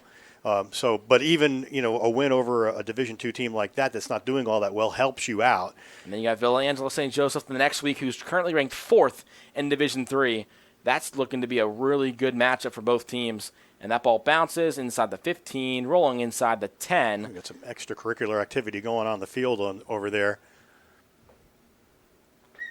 And it was blocking engagement. Obviously, they're engaged, and they got a lot of extracurriculars. I know I saw 5 for Fitch in Christian Mahone, but I couldn't get the number. Again, it's hard to see the number on the Ursuline jerseys because of the black with the green lettering. Yeah, it's not easy to see from up here. Now we're going to find out what they call on this. It's got to be offsetting. I would think so. Because even if it was on Ursuline initially, the Fitch player shoved an Ursuline player right after. Yeah. And it was the extent of the arms. So at the very least, it's on both teams and it offsets, and it's after the play, so it's not going to be a replay of a down. So at the very least, it should be offsetting. Unless one of the officials saw someone instigate it and realized that it was someone else trying to get away. I don't know, but I mean, I think I'm with you here that you're gonna call an offset here unless you saw the player start it. And if it's not offset, it's on Ursuline because they would have thrown another flag on that shove from Mahone. Yeah. But they didn't at that time because you don't see any hats off or any other flags on the field. So looks like they're going to – I don't know who they're going to call it on, but they're still huddling. And at this point, when you're the refs, you got to just call it offsetting because everyone's been – Right, and I think they're also concerned about keeping this game in check. There's a lot of frustration on the Fitch side of this ball. And so you want to make sure as officials that you keep that in check and that something doesn't happen. But they're taking an awful long time here trying to figure out what to do. And you talk about the frustration, like we talked about right before the game started, the Falcon shirt, the U down that they released at the beginning of the season, and then seeing a clip in an interview that went viral between Ursuline players on social media, Fitch players saying, we just need to stop Devontae in D.C. Ironically, they've... So against... Called on offsetting. And like I was saying, ironically, after saying all we need to do is stop Devontae in D.C., well, Devontae has 3 touchdown catches and D.C. has 5 total. Yeah. So that hasn't happened. And that was apparently the key to the game because it's 35-0 because of those 2 players. And, of course, the Ursuline defense and just everyone, their whole team's played well. Yeah, they really have. And I think, the Falcons realized that they did have a bit of a size advantage. They got a lot of big kids on the sideline who aren't playing. And so they obviously are relying on some other players, and so it's the size just hasn't made a difference. And now a new quarterback in for Ursuline as expected. I believe that is George Camuso, the freshman, but trying to see the number. It looks like it's 16 maybe, not 15.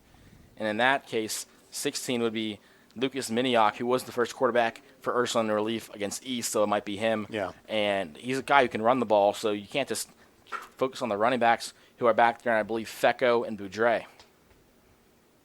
Handoff, Fecco, up the middle. Good push, and what a luxury to have your third and fourth running backs basically in there that are varsity caliber.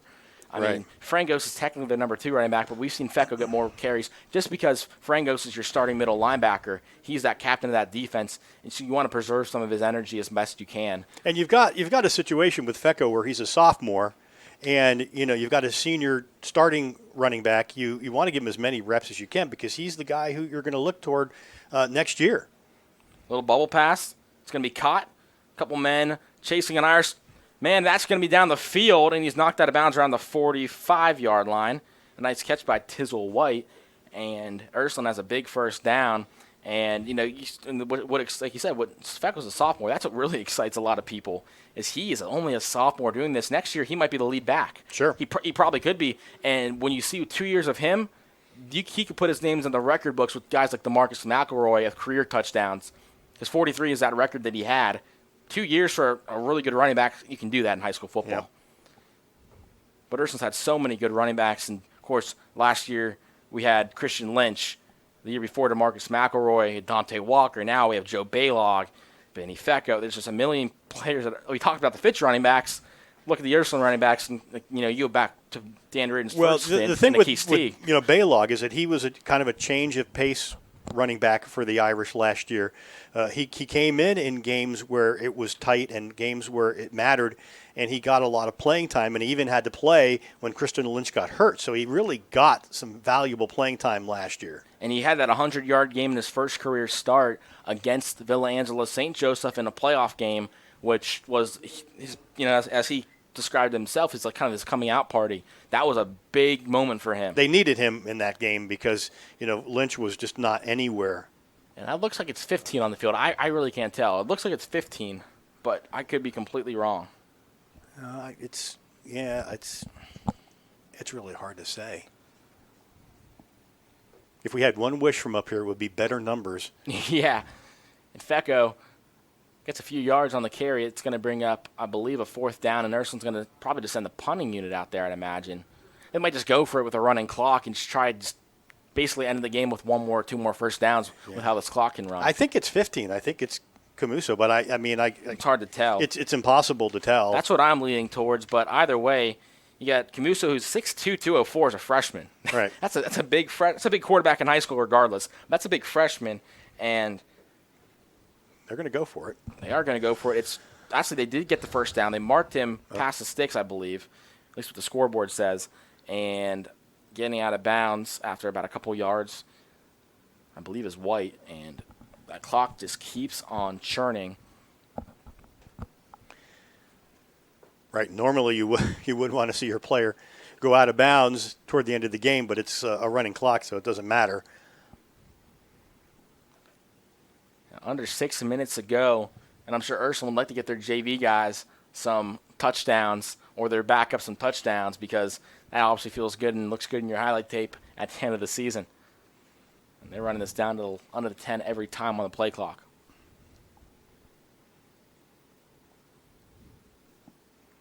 Handoff, Boudre. Excuse me, not Boudre. That's Noah Davis. Excuse me, Zaylen Strother. The 8 and the 9s are getting me all mixed up. Zaylen Strother with a nice run, and he got it in the red zone. And Ursuline is just now they're just having their way. Obviously Fitch's varsity defense isn't out there either, but this might be a good preview for the JV game tomorrow.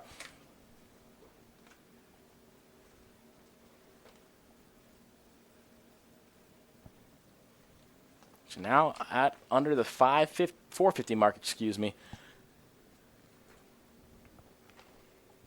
And you don't normally see Ursuline bring the play clock down to 2 or 1. Hands off to Fecco. Fecco, he might have tripped because I think he fell before the defender got to him, but he got a yard, and that's going to bring up a 2nd and 9.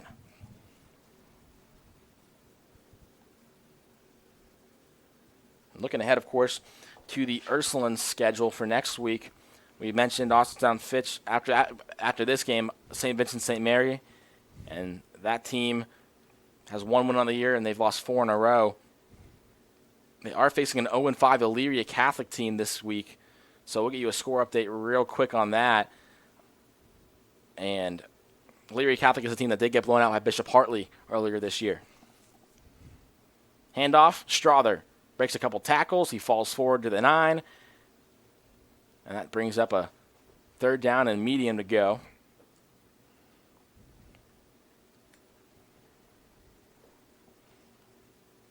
Yeah, as we get close to the end of this game, you can't say enough about the fact that this is just a dominating performance by the Ursuline Irish, just on both sides of the ball.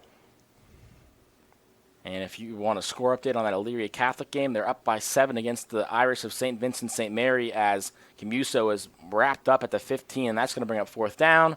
And maybe Dan Reardon wants to get his field goal unit in the attempt to kind of get some experience. No, I think he'll just go for it. I mean, it's you want to keep the clock running because it would stop on a change of possession. If you miss it, I'm pretty sure it would. See what your quarterback can do with his arm. Yeah, just give him a shot at it and see what happens. And, if it turns over on downs, you're going to keep the clock going. And then that's a big shock, though, that the St. Vincent St. Mary score an 0-5 team from Division III, and they're losing by a touchdown right now.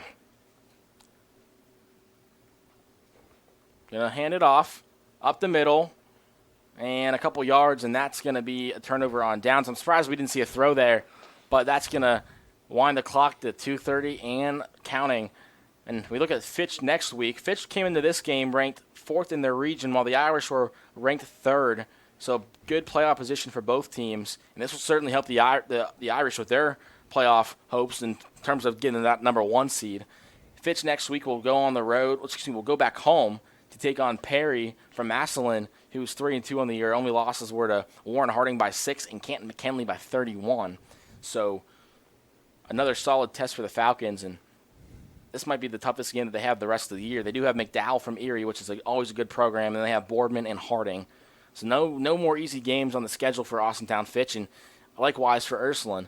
It's going to be a tough schedule down the stretch for both teams, but that's what you want towards the end of the regular season if you're going to make the playoffs. Trying to figure out why the clock stopped for a second there. It was running all the way through this change of possession. Then it stopped for about 10 seconds and then started again. Officials don't care too much. No, at this point they don't. Handoff. And nice 5 to 7 yard gain on the ground for Joey Janis. He's the 3rd leading rusher on this team, the 4th, behind the 2 running backs and Devonzo Tate. Janis entering this game at 15 carries for 82 yards and a touchdown. I mean, you can't take DeAndre Richard going down and not coming back was a big hit for this team. Even though you had you still had Higgs doing well, you lost the guy who you're used to giving the ball to a lot, and that takes you out of your play calling, and it changes the way you have to call your plays, and that's what had to happen. So now we got a timeout. And we see probably maybe, I don't know if the play clock was running down or something. I'm not sure, but they call a timeout. It had to be because of that. There's no way you take a timeout when whether you're winning or losing by this much at this point in the game. And like you said, it changed everything when Richard went out. I mean, yes, they still were losing by a healthy margin, but they were still in the game, and the play calling, as you mentioned, is affected, but also the change of pace. And when you have 2 running backs who are both strong guys, but one's a little quicker, one's a little more brooding, and that doesn't help when you are only going to have to call plays and have one kind of, run for the one guy. And as this timeout is almost over, as we're going to be back on the field with everybody in a moment. I just think, you sit down there and you talk to the coaching staff of the Falcons, and I just think they're going to say, if they're going to have a moment of honesty, I don't think they saw this coming like this. I don't believe that they expected it. Yeah. As the clock's rolling, 51 and counting.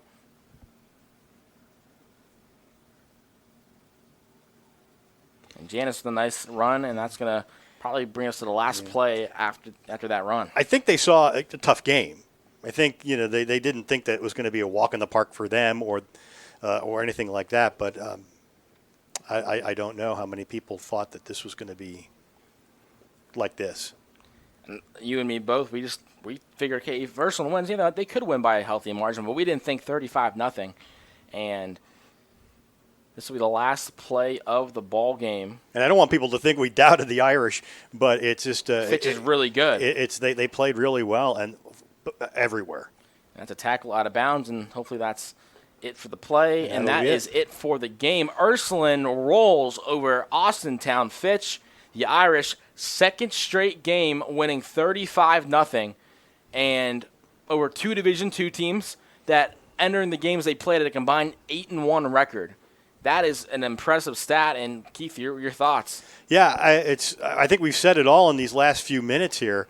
It's a complete game for the Irish everywhere, from the offense and their ability to mix up the plays, to go inside, to find a way to go out wide, to realize that the defenders for Fitch on long passes just aren't looking back at the ball, and you could put that ball up anywhere. So offensively, they were doing that. Defensively, they're making plays all over the place. They're pursuing, and then of course we see the great coverage on special teams, on kickoffs and punts, and even the onside kick. It was just an all-around performance in every aspect of the game for the Irish to come up with that big win. There really wasn't a lot of negative you could say other than a couple of those fourth down runs, but other than that, it was almost picture perfect.